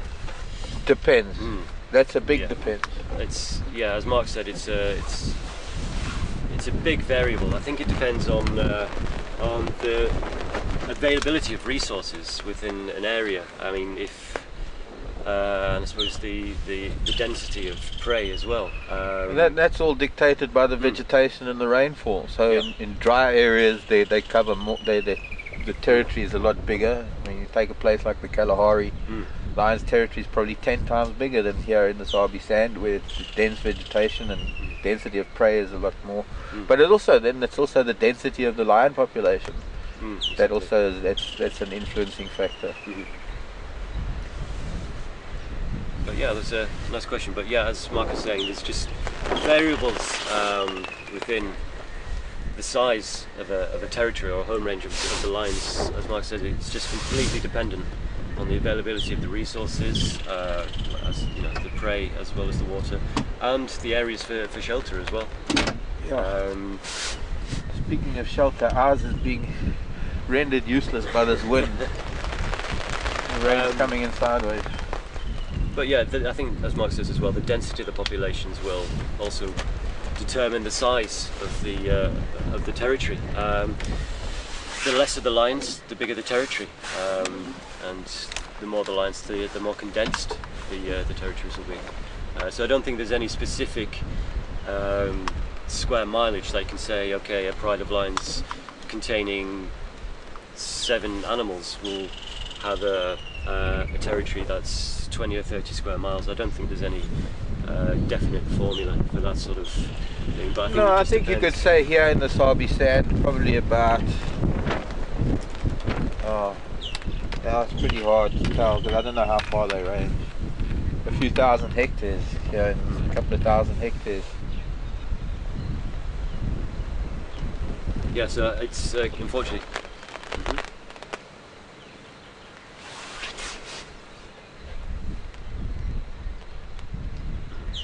Okay, Ava in Tulsa is wanting to know how many prides are in the area. I don't know anymore. I mean, I haven't even seen a lion yet since I've been back. I believe the Styx pride has moved down south, and the Kahumas were around. We've got the Birmingham. I don't know, that's something we're going to have to look into because the dynamics of lion have changed so dramatically over the last few years. and depends on what you mean by the area. Just Djuma alone. I think the question kind of relates to kind of the Djuma and Arathusa area. Well, it's just that they fall within the pride territories of or home ranges of different prides, and it's pride's territories are so much bigger than the area that we move in. But yeah, it's going to be interesting to find out who the lions are around at the moment. Yeah, it will definitely be interesting, because I mean, for example, a pride of lions that might be not within our the areas that we drive at the moment, they may well be moving into this area, and another pride might be moving off. So it'll be an interesting one to actually watch and develop over the next 5 to 6 weeks, to see which prides actually do traverse through this area. So, but yeah, I mean, there are I think there's about 3 or 4 prides which are fairly well known in this area. Like Mark says, there's the Styx Pride, the Nkuma Pride, and then we've got the Birmingham Boys, which aren't pride as such, obviously they're more of a coalition, but it will be very interesting to see if they actually hang around here and try and set up a territory and claim the pride for their own. But it's one we'll definitely be watching with interest.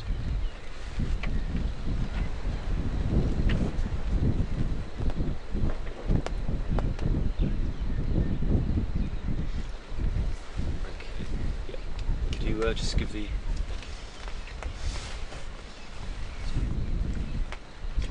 that. I wonder where it is. Where's my camera bag?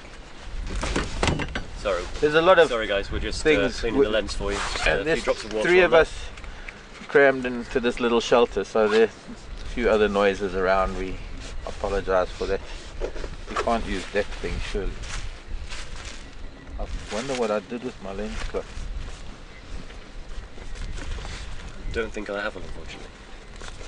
Maybe here. Noises in the machine. Here's the one. 2 seconds, guys. We'll have that clean for you. Where are those lens tissues? Oh, here's the nice black one. Sometimes cheap ones just move water around the lens. Okay, excellent, thank you.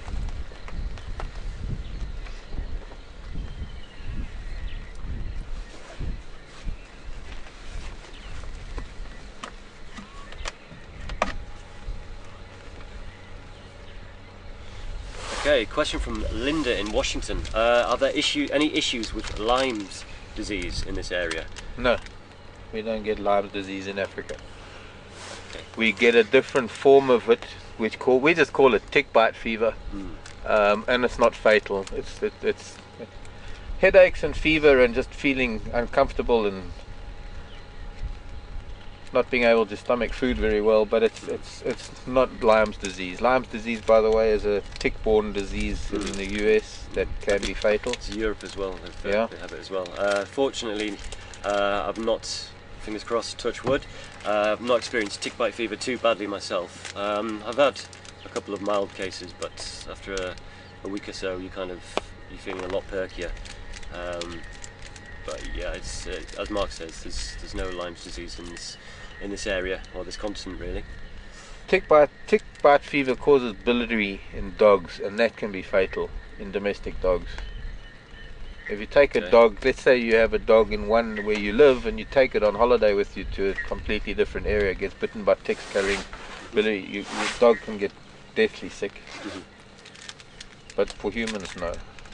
I don't even know if there are any cases of people dying from tick bite. I think there are a couple of other tick-borne diseases that one has to be careful of, but the most common tick bite fever, not. Every time Mark looks up, it looks like he's seen something.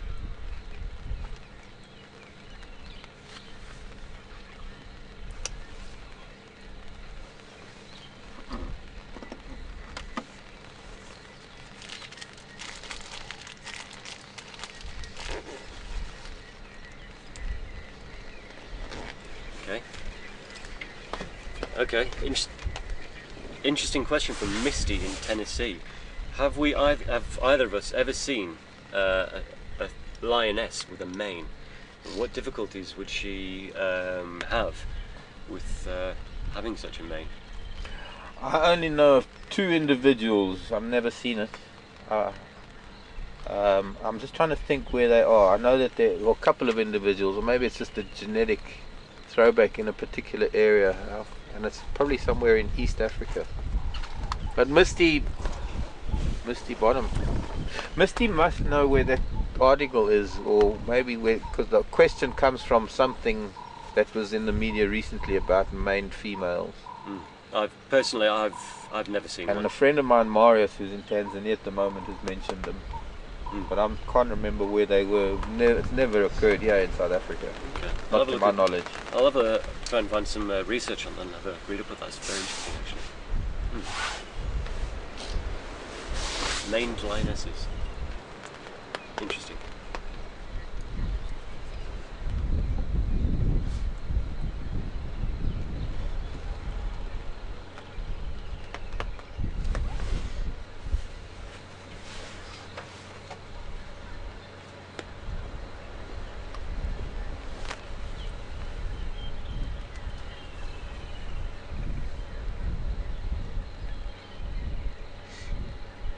Okay, good question from Peggy P, who I believe is on Twitter. Peggy's asking how often, what frequency dominant male lions will do the rounds on their territory, basically, to come around the... There's no answer to that. There's no answer. I think it just depends, again, with the size of the territory. There's no...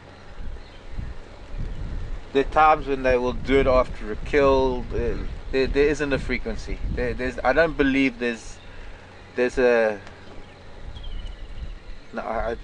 animal behavior. Once again, it's a behavioral thing. It depends on the individual, I think. No, well, yeah, to some extent, but it's one of those things that is triggered by other random events. When they make kills, when other lions are calling, if other lions are close to the edges of their territory, the density of lion populations. It's not a routine. Let's put it that way. There isn't a routine that you can put to it. You can study lion all you want, and you can mark down the times that if you could stay with the same pride, and you mark down the times. The thing is that they don't. It's not like they get up and they patrol the whole edge of their territory. No. They are constantly marking wherever they are, leaving signs, and so there's no real answer to that question. It's a question that can't be asked or answered.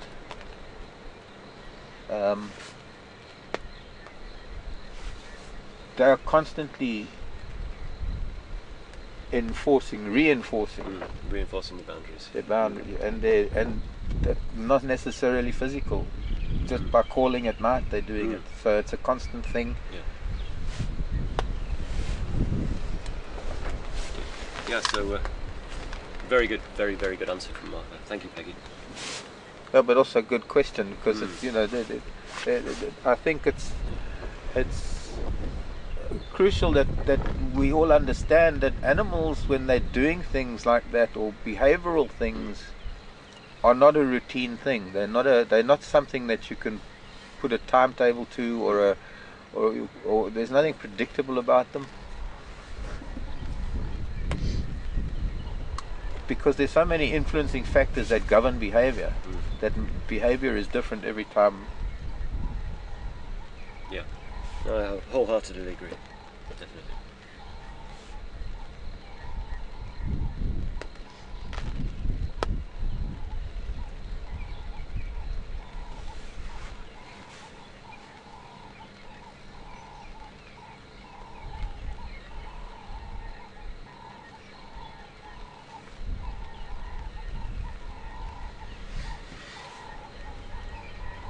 Okay, interesting question from Safari Hayes on Twitter, asking about how female lions or lionesses are kicked out of a pride. Pardon? About how female lionesses are kicked out of a pride. They're not kicked out of a pride. Lionesses don't get kicked out of a pride. Lionesses are the core of the pride. Pride stays. Funny enough, a lot of the misconception is that the males establish a territory, and then they have lionesses and things. But really, it's a little bit more matriarchal than we think, because it's the lionesses and their lineage that maintain the territory, that stay within the territory, and it's their acceptance of males that come in, or the succession of males that come in, that will then re-establish their own boundaries within that pride territory. But the females, when they will always be within that pride, and it's vital that the males change ownership, because a male's daughters can grow up and he can mate with his own daughters. So that's why tenureship of a territory is such a short period of time in a lion's life, and why other males come in and push them out. It's because they have the potential to breed with their own offspring, and it's vital that new genes come in, and the whole dynamic of ownership of the territory changes, but the pride core is pretty much the female thing. It's governed by the females. Yeah, thank you for that question, Safari.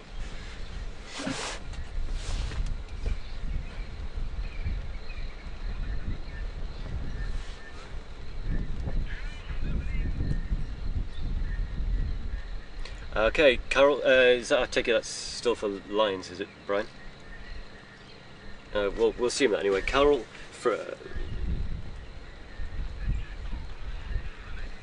yeah, okay. Carol from Santa Monica. We're going to kind of assume that the questions continue with the lion sort of theme. Do siblings ever mate with each other? That has happened, but it's. I mean, that's where we get inbreeding from, especially in areas where, I guess you could say, like Thornybush, where we were last year, where it's an entirely fenced-in area, and they've only got sort of a limited number. Gene stock, yeah. It can happen. It has happened. Yeah. Generally, it's not likely to happen, because young males are forced out of the territory by them, especially if their father's been ousted and new males come in. The young males that may be coming into adulthood will be killed if they don't move out of the territory. So the likelihood of them being able to come back into a foreign male's territory, even if they wanted to, are very, very slim to get back to the territory where their sisters are. So it's not likely in the wild. It's more likely in cases where human intervention, like fences and enclosed areas, places like that. So yeah, possible but unlikely, I think is the short answer. Everything is possible. Yeah. Everything is possible.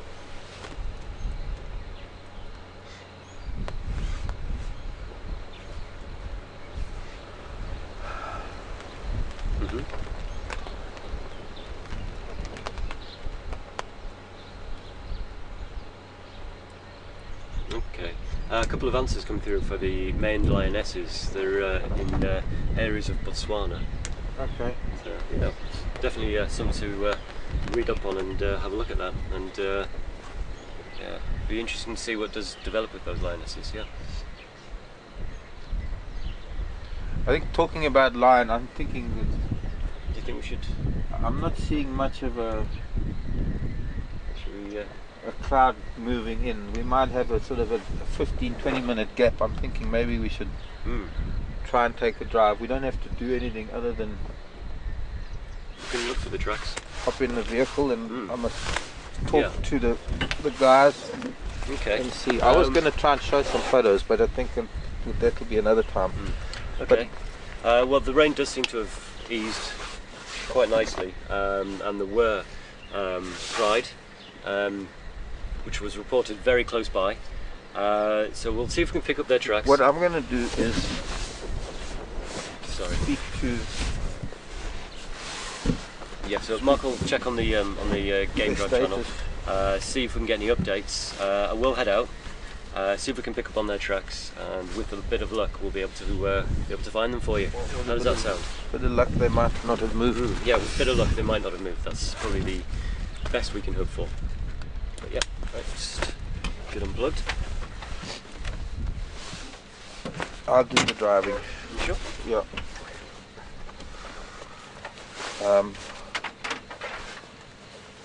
Try and scoot on over.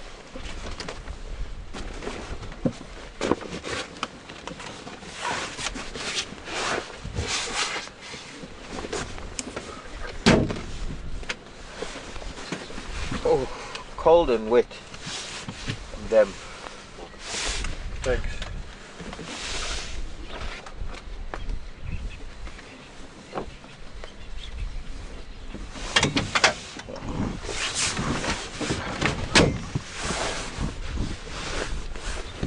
Maybe we could broadcast or rather talk on the radio without affecting things.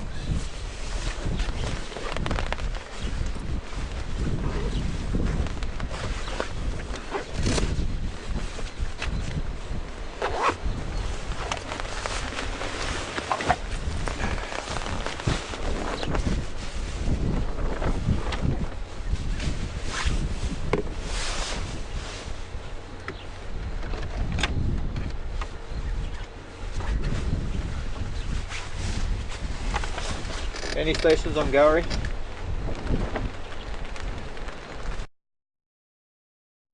Get those in Gala.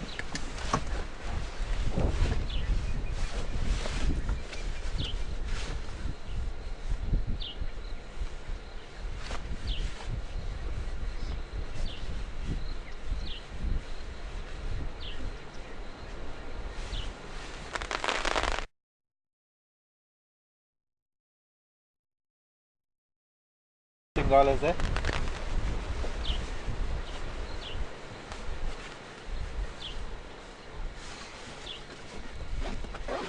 Sydney's car.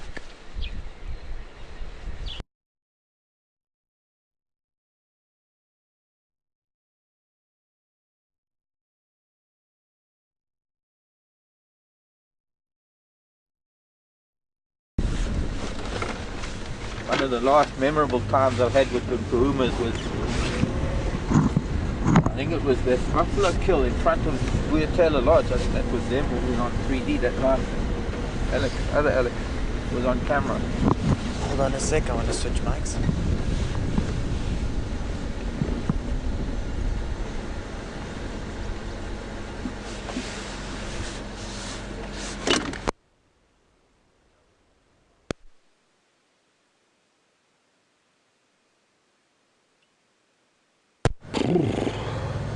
It's actually warmer out here. Yeah, it is a little.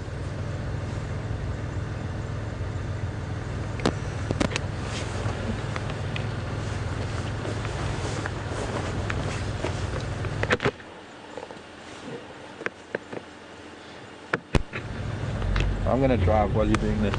Should be alright, yeah? I think we're good to go.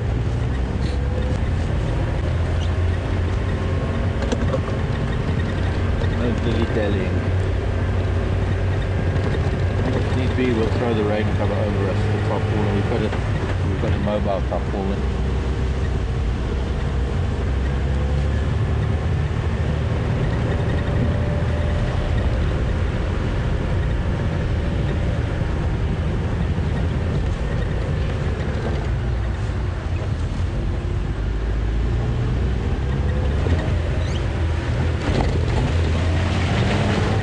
Talk of lion, we might actually get to see one. Yeah, I can see that's very much, thanks guys, yeah, but you have to be a little bit tense not to notice where the turn off is. Look at that, folks, a bunch of cats. You can see a little boy with his little Mohican juice. Hello, wow, this is the Kahumas now. Look at them, they're a real pride. Hello boys and girls. Let's just leave it here for now. There's something interesting, some of them off to the left. 1, 2, 3, 4, 5, 7, 8, 9 of them. I'm seeing cubs that are probably around 4 months old, maybe 4, 5 months old. There's a little boy at the back there that's got to be going on 2 or something. Looks like maybe 3 different age groups here.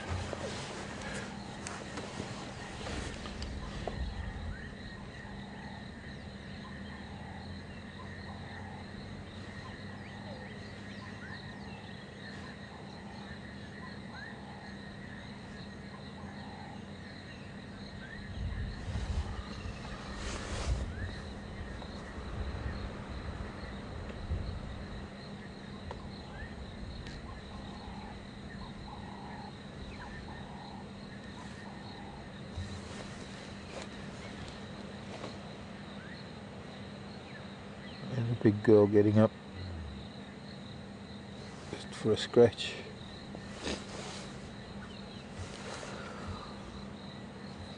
We're going to have a chorus of frogs for the next few days. An interesting thing that this kind of rain that brings the frogs out. We can talk about that later. The crash breeders been pretty quiet frog wise, but I can hear already in the background this 360-degree frog noise.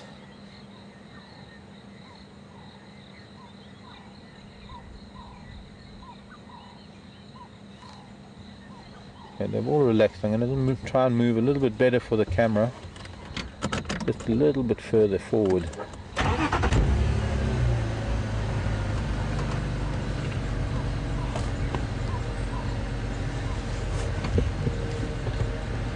I'll have to duck maybe.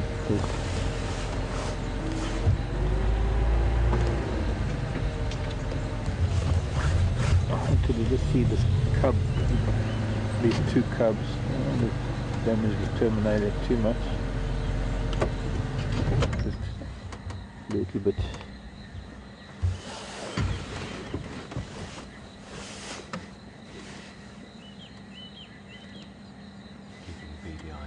Yeah. I'm guessing that must be Mom that they curled up against. Sometimes cubs are more inclined to lie with an auntie or a cousin than Mom, because sometimes Mom gets a little bit too irritable with the little ones because she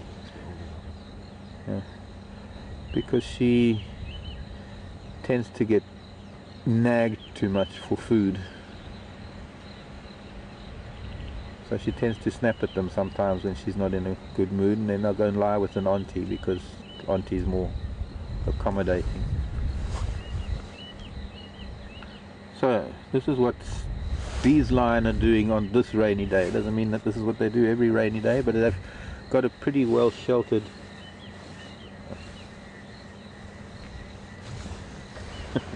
my hat's is getting in the way. They've got themselves in a fairly well, it's sheltered from the wind, not so much from the rain, because of course you're going to get a lot of rain dropping from the trees, but they seem quite comfortable. This old girl here, she's just as though she's just grinning and bearing it. Lion doing what they do best, sleeping.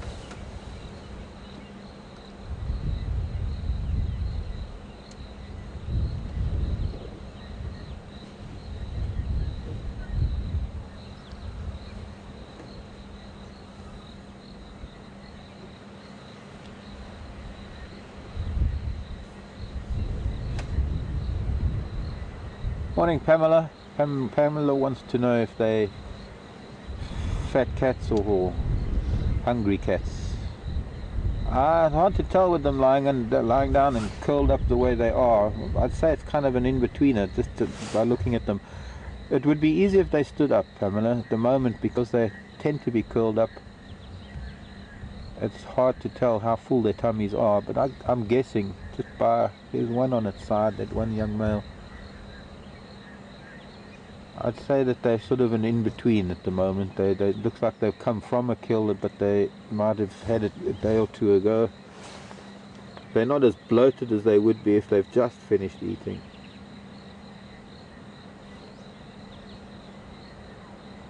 They're not skinny, that's for sure. They're pretty. pretty content.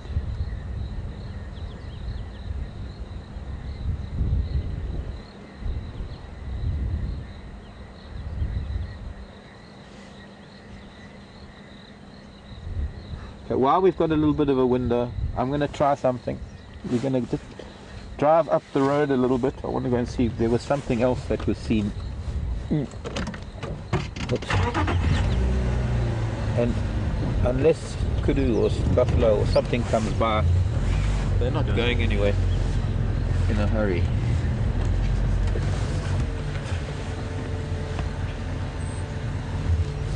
No, go ahead. Ooh.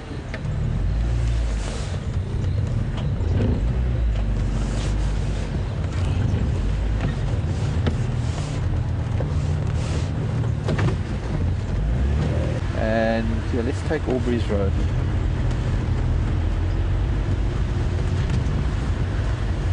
The lad with the red. Such a town. It's something else, Gloria. I don't know. I wish everybody could experience that, but I know that there are a lot of people who will never get a chance to come to Africa. A lot of people who are never going. Maybe. I suppose in some zoos, people that live near zoos that have lion get to experience it in other countries, but somehow it's not the same as sitting in the pitch dark.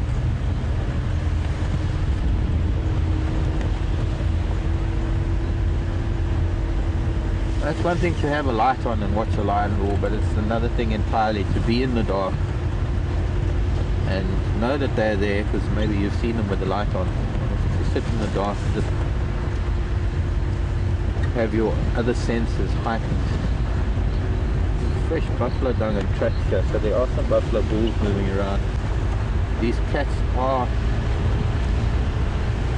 in a position to hunt. They're in fairly thick bush. The ground is wet and damp, so for them it's very, very quiet. When they, as it is, cats can walk. When they walk, their foot placement, they place their feet, especially their front feet. As they walk, the foot comes down on the side and then it rolls flat so that they're not crushing leaves and twigs. Because yesterday it's been so hot for a while that things were starting to dry out, that grasses would have made a noise. But now you can to walk through, even I would be able to walk through this grass and creep up on something to some extent. The wind is making a bit of a noise. So it's very good hunting conditions for them. Very good hunting conditions, predators in general. We're just going to see if there's another predator to find, if we still have signal, and if there was more than one actually. So if they're still there, that would be great. If they're not, that could. It doesn't matter too much with this rain. Please don't rain. Just give me 5 minutes, please. Getting water droplets. I think they're blowing off of the leaves of trees as we drive past.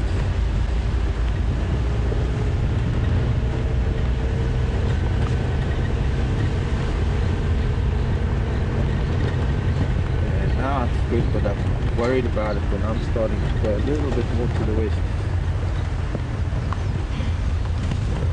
This fire break. Oh, there are some big drops coming. Just a few minutes. Pushing our boundaries. This is really pushing our boundaries. We might just suddenly throw the cover on and drive back to our shelter on quarantine. But somewhere here there was something, and as I go down the slope, hopefully signal stays with us. Moving off the road there, I think they must have been on the run. Yeah. But they were around here somewhere. Yeah. I'm going to head on to Buffalo's a cut line and go back the other way. How far down did you go here? Pardon? How far down? I came out of Aubrey's Road. Okay. Have you been to Lozangala? We saw them last night. Where are they now? They're just on Vuyatela Access Road. Just when. Okay. Do you go on? Yeah, you do go on to Vuyatela. Yeah. So if you follow my tracks coming now, we go right down Aubrey's and then left onto Wetela Access, 100 meters or so, you'll see all the tracks going off into the left. The front. Yeah, the Kahumas, yeah. Thanks. Cool, nice pillow. Yeah. Wow. Enjoy. Bye.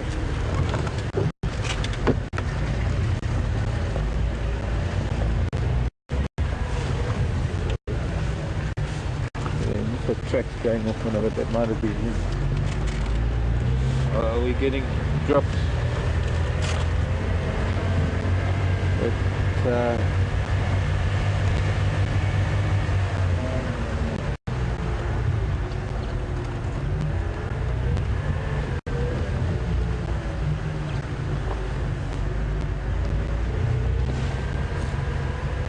if it wasn't raining, I'd look for tracks.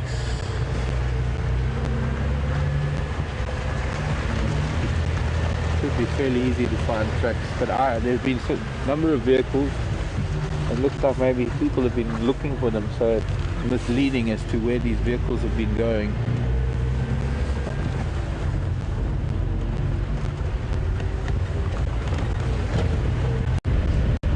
Maybe we should get access road here.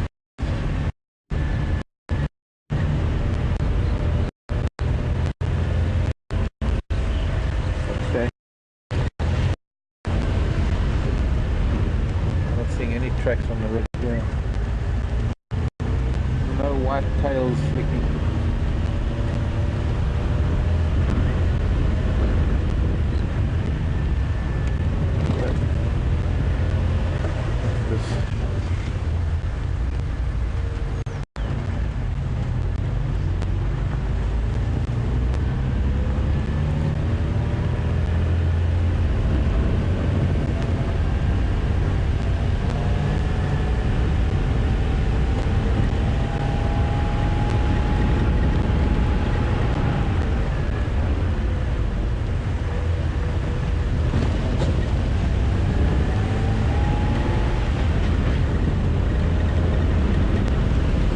We're going to have to get back our little shelter. It's starting to rain again. We're going to see some more coming in.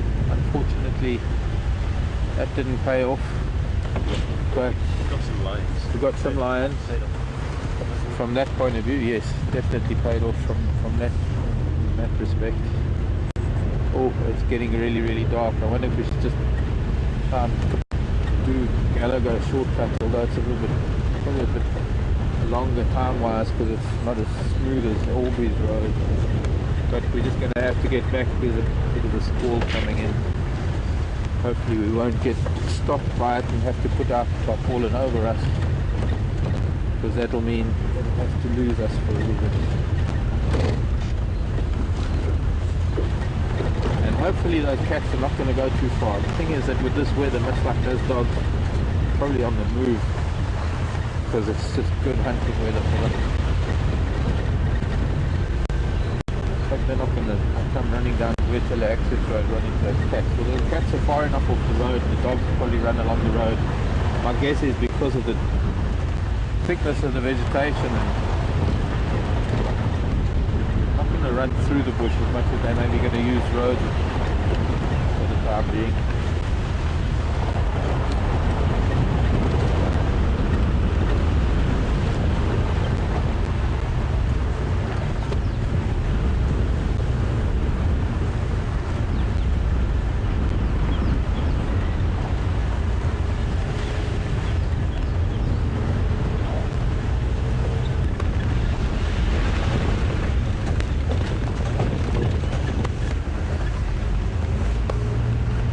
Maybe they'll come past us. Maybe.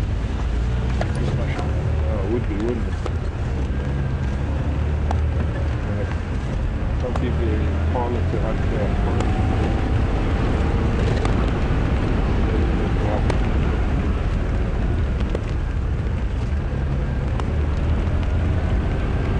Sherry on Twitter, I think it was what was the lion pride that just seen?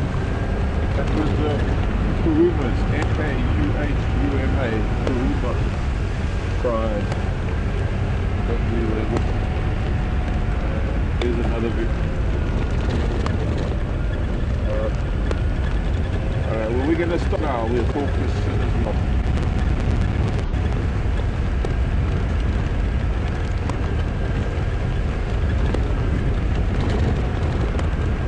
I can hear the tea calling my name. I'm just gonna stay where I'm running with this. I'll just sneak in. Oh, no. You know it.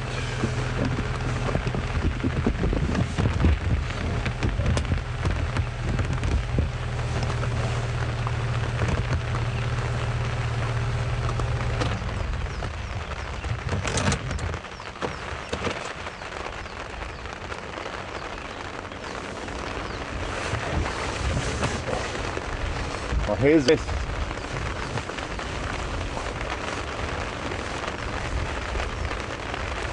How's the lens looking? My eyes are looking good either.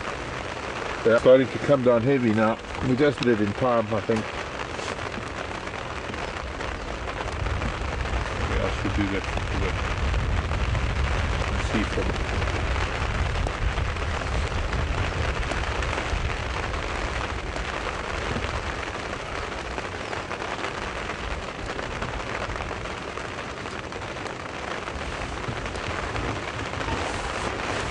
Starting to get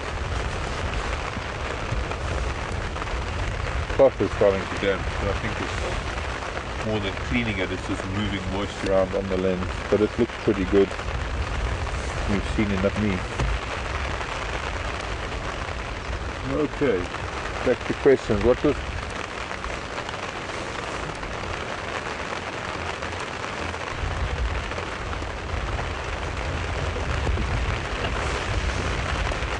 yeah, we're doing this. This will be my, where's my no, looking for my microphone to SC. I found a warm spot at the gearbox.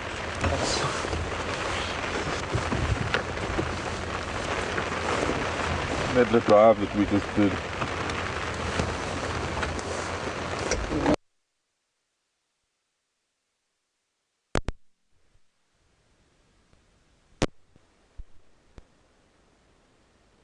Hyena coming out.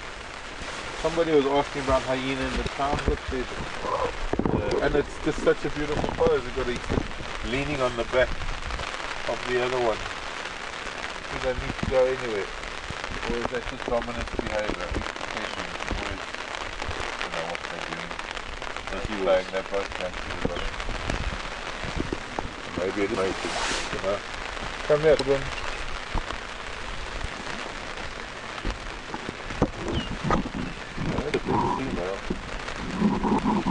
No one's now sitting.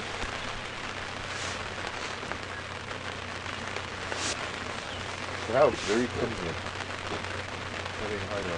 Come and visit. Must be from the den on Zoe, but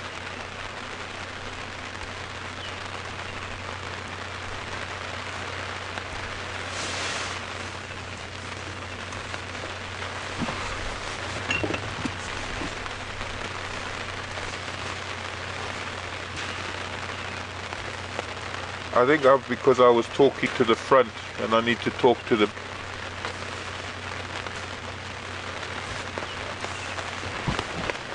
might be under the cover. I'm going to take my wet hat off and put my other hat on. Let's go there for now. One's so good.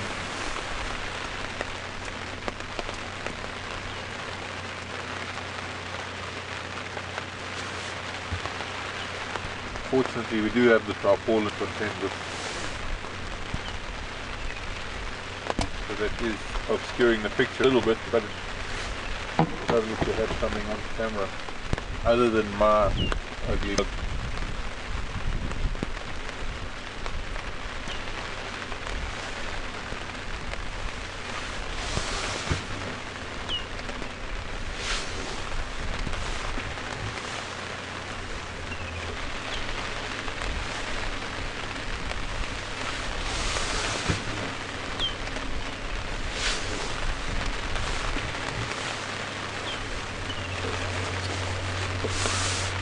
where my boundaries are with my hat.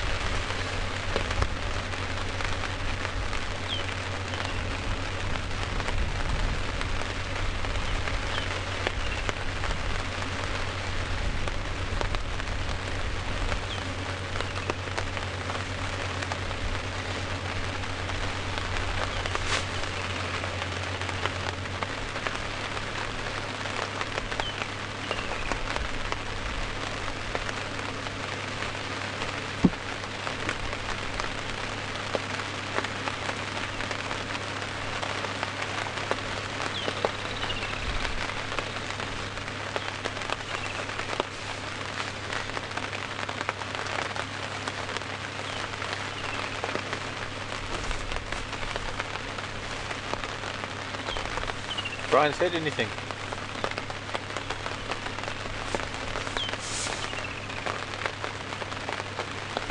Questions?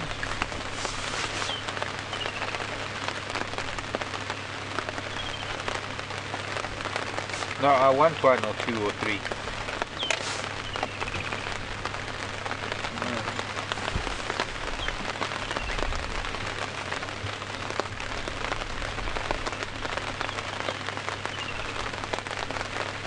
Dripped on. You're getting dripped on. Alex has got, there's one hole in the tarpaulin. It just happens to be above Alex. He's got his finger in it. Like the dye.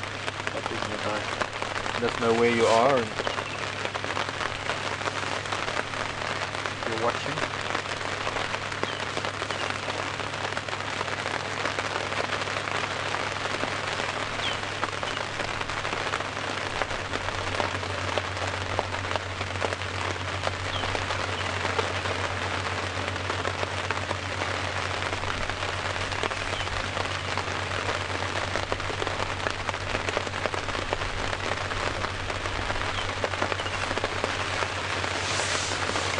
What is it?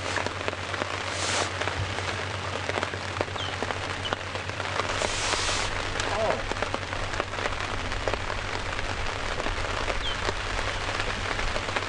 Hello James, nice to hear from James. How do wild dog and hyena interact? They don't interact very well. They are arch enemies, I guess one could say. They are likely to fight. Wild dog a little bit smaller, a little bit more agile, could probably run rings around hyena, but hyena obviously being bigger and stronger, if they could get hold of wild dog they would. Oh no, please don't go girl. Come across this way. I can't move, so you have to move.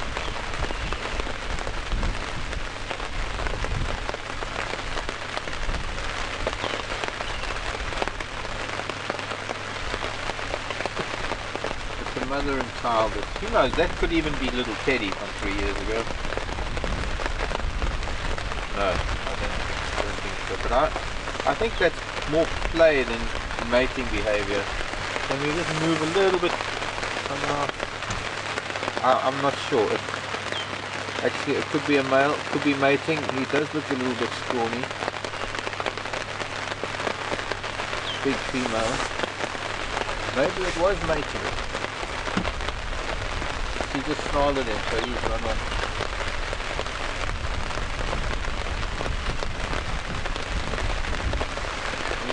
Why another dead?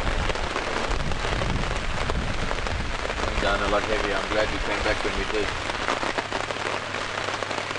Fortunately, the other hyena settled down directly behind a tree, even though it's in a better line of vision for us.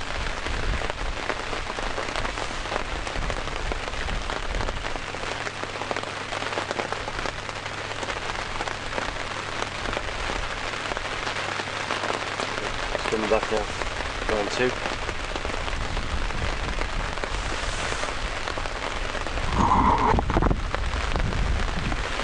Okay, let's see if that may be better as far as sound is concerned. He's come back. Would be interesting if this is proper mating behavior. He has got a good, he's getting a good grip with his teeth on her shoulders. Females are a lot bigger than males. The fact that we're seeing what looks to be a penis doesn't really mean anything, because females do have genitalia that have the appearance of male genitalia. But I'm thinking this possibly is a unique moment in time. Something I've never seen before.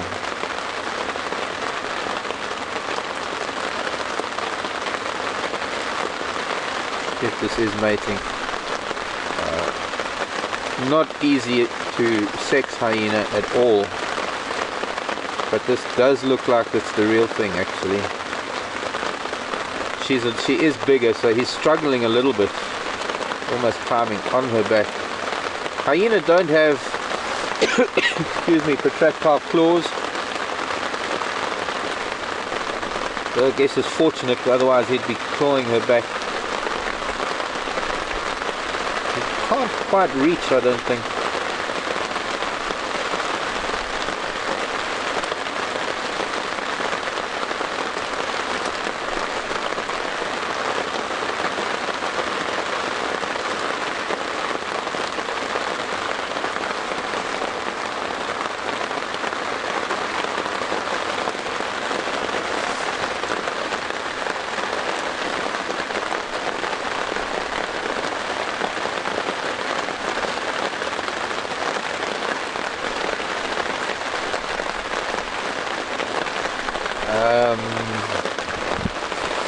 Who was that from? Sherry in Ohio. Probably going to have to talk over the rain. Rain's coming down really heavy now. Sherry wanting to know if hyena are species of dog or cat. Actually neither, Sherry. They are hyenids. They're in a class of their own.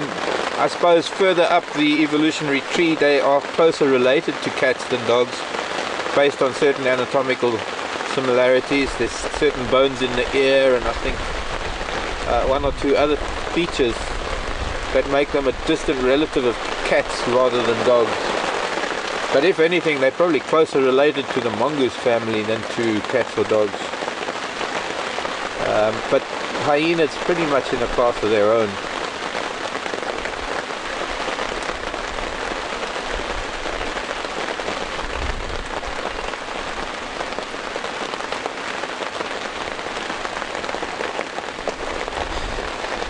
I don't think they appreciate us watching.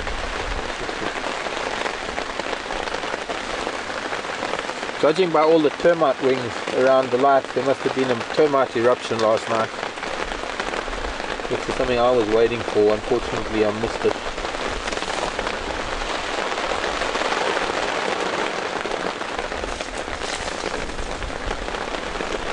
Tarpaulin's starting to fill with water in places.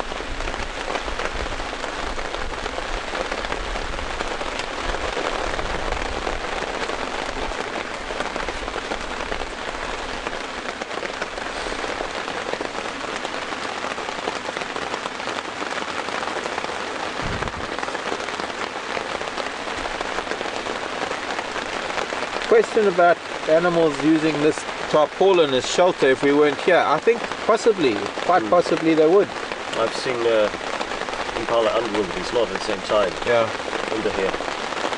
I wouldn't be surprised if the hyena were aiming to come and have their little tryst under the top. Honeymoon suite. Honeymoon suite on quarantine. That's very interesting stuff that we're seeing here.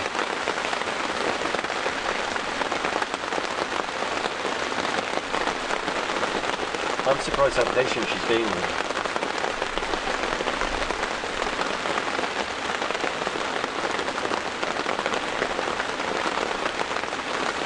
It's a little pity that it's just behind the bush for us, but it's...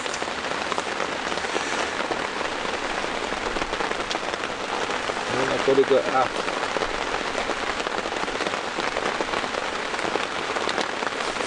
Okay, I'm having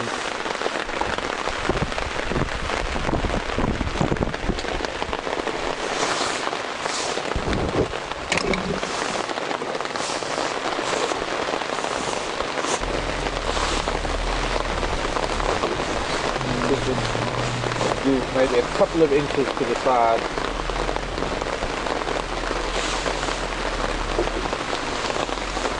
Does that make a difference? George wants to know the gestation period of hyena. I think it's about 3 months.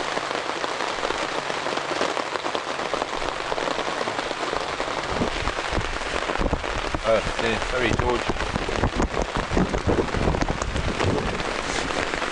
Put my foot on my leg again.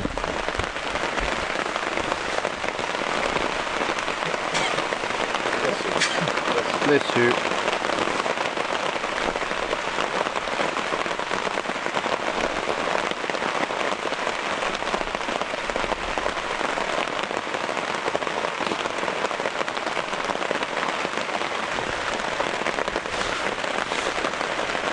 I haven't observed mating in hyena before in all my years.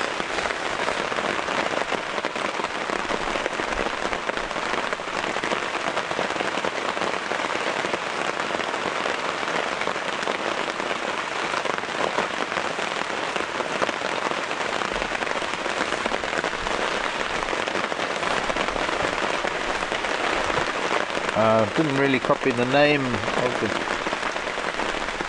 rosemary, maybe.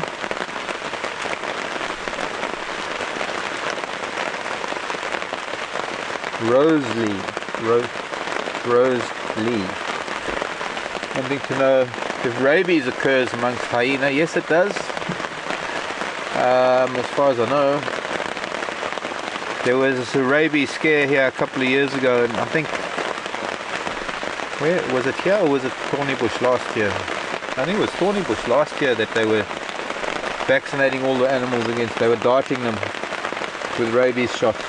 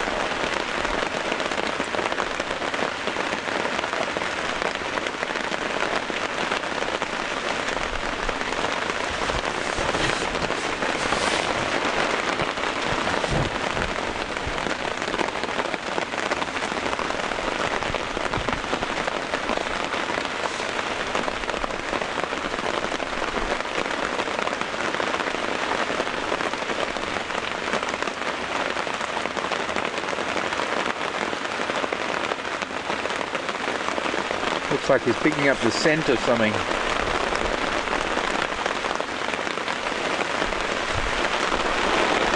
And he's off. He's on the scent of something. She's picked up on his behavior and she's coming around. Can't quite see on over that ridge. No. He's coming back towards us, just to my right. Camera's a little bit too high to see under the tarpaulin. Whatever it is must be coming from a bit of a distance, because the scent is obviously coming in from different angles depending on which way the wind's blowing. The wind isn't 100% consistent, so I can only really give you a commentary of what I'm seeing.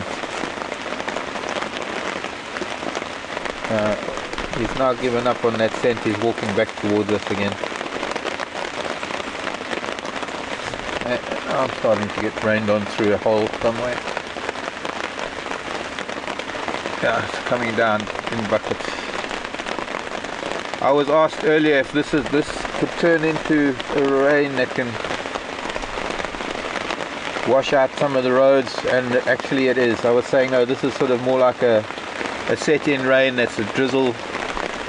But the south and the east of us is completely closed in now. I can't even make out the ridge where Drakensberg Drive is, which we can normally see quite clearly. If we look just off to the southeast now, it is beyond this first line of trees.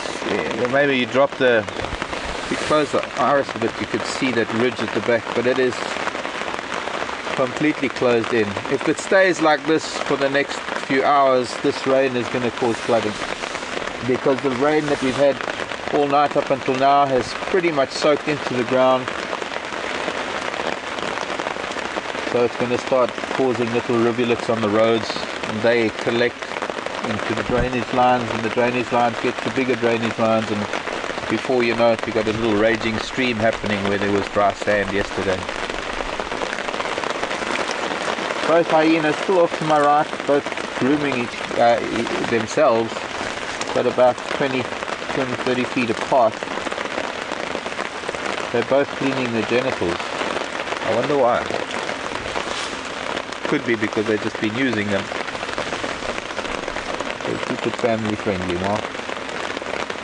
But it is nature. This is the reproductive process in action. Okay, sorry Brian, didn't get that. Where is this microphone? Sorry, did you hear that?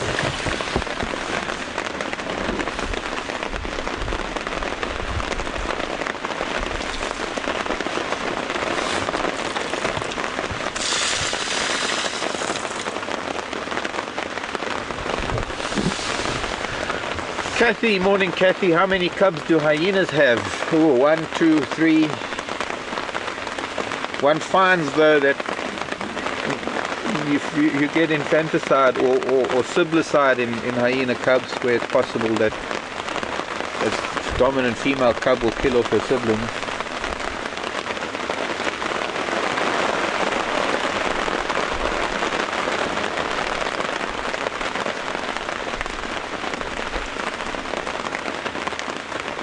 Come here, old girl. Now this is a bit closer. If I have a closer look on binoculars. Sorry, it made a noise.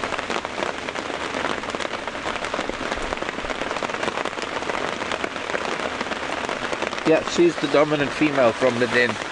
I noticed the nick in her left ear is very distinct. And if I'm not mistaken, that was Teddy's mom. Sorry, I forgot they're not on camera, and I've got the back of my hat to you.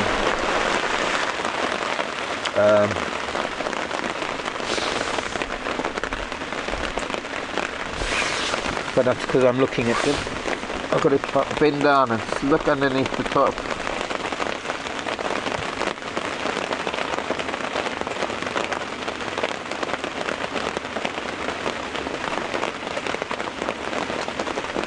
I think it's the same female. Hopefully they'll move and we can get them back on camera again. This looks like it's set in for the day. Termites are starting to fly. This is interesting because if the rain stops when termite reproduction, especially the large termites from these pinnacle termite mounds that we can see. Yeah. There he's coming up towards us now. We might get him back on camera as he comes. And she's starting to come here too. So they're going to appear just here off of my right shoulder. There we go. Gotcha. Hello little boy. Oh, you're not such a little boy after all, are you? You want to come and sit under the shelter with us? You're welcome.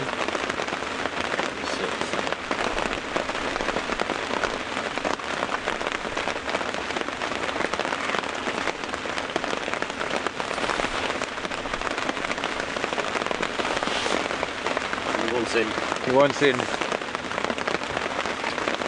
I think he wants to come and join us. She's also coming past. Going to chew on the ropes. That would be funny. Chew all the ropes and have the thing collapse on top of us.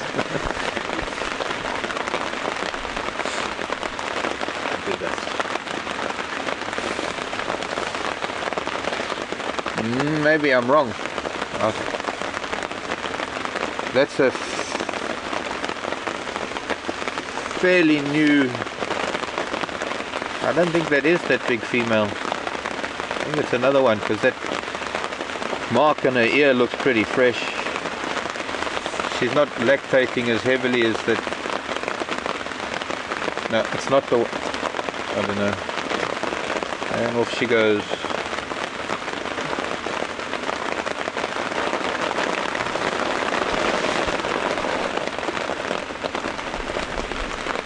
A lot of termites starting to fly now. I was going to say that if the rain stops, this is a time when falcons and eagles go a little bit crazy because they fill themselves up on these termites. These are the big termites known as macrotermes that build the big, very big pinnacle mounds that we see, and the reproductive castes that are being set free to go and start off new colonies. Mostly happens at night, but it seems that these conditions are probably ideal for it to happen now. Best time for termites to be starting, being able to dig down into the ground. A lot of the wood is wet, that they can start a new colony fairly soon. They've got to fly a little bit, lose their wings, find a mate and dig underground, get burrow down as soon as possible before they get eaten, because it's not only the winged things that are going to be eating them. I've seen a few birds flying around in the rain already, catching some of them, but the reptiles are going to come out. They're going to be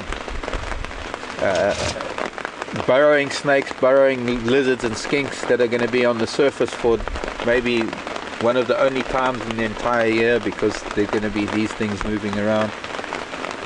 It would be phenomenal to be able to see some of the things that one finds, especially when termite reproductors are out, because there are millions of them. The way nature does it, there are probably going to be millions within the Djuma area at the moment. And when they lose their wings, they are highly vulnerable. The female gives off a pheromone scent, and you'll find 2 or 3 males following her nose to tail until she finds a particular spot where she feels it's time to burrow.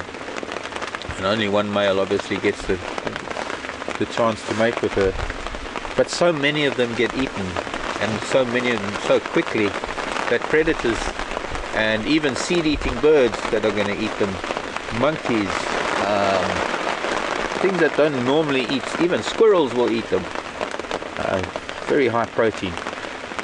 They will fill up very quickly, and by doing so they will ensure that at least a high percentage of these termites will make it underground before they get eaten, because they're just far too many for the amount of things that are eating them. I've seen eagles jumping around on the ground, majestic tawny eagles jumping around on the ground after termites. Spectacular to see the Amur falcons flying around, scooping them, because where some birds like the lilac-crested rollers and the flycatchers all hawk insects and catch with their mouths, falcons catch with their feet, and it's incredible to see them actually taking these tiny little insects out of the air with their feet. Yes, related question. Oh, I'm cold.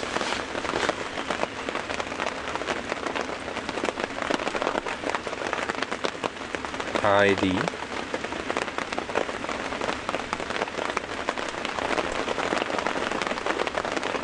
Can there be scent or smell on the wind while it's raining hard? Oh yes, Heidi.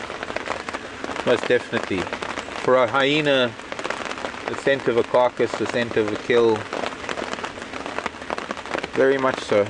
It is suppressed, make no mistake, it is suppressed, but there is still scent on the wind. If I wasn't a little bit blocked up, I'd be able to pick up some scent. At the moment it's just that lovely rain smell, rain and wet grass smell. But a hyena's got 1,000 times better sense of smell than I do.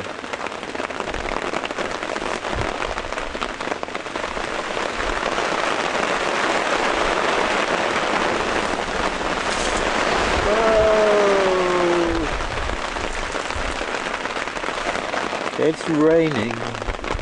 It's pouring. I won't finish that one. The old man is snoring. There's another cabaret song that was a little bit different. You want to get the water coming out. Yeah, it's pooling in the tarpaulin and it has to get emptied very frequently. We need to... You don't have it. I don't have it. I thought you had it. Nobody's got it. We've lost it.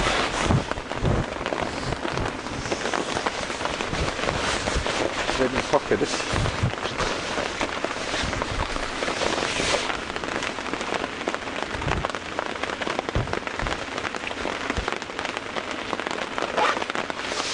We'll find the other one again. I'll go through lens closer. The lodge. It is. Okay. Oh, this is not working in my ear at the moment.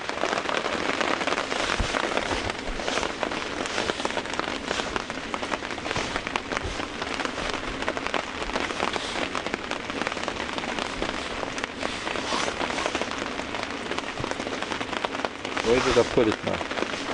Not put it there.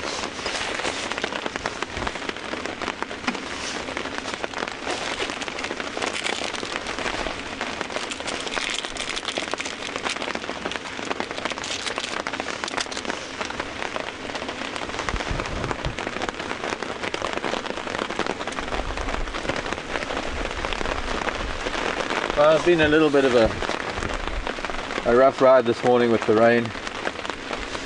And it's been great that we've had some questions come in from all of you. Thank you very much for that. It does help us get through the time sitting under the tarpaulin here. I think we must make arrangements that maybe if we have another morning like this, I'll put my laptop on and we can look at some of my pictures from East Africa or something. They're not great photographs, but as you know, it's a very small camera that I have.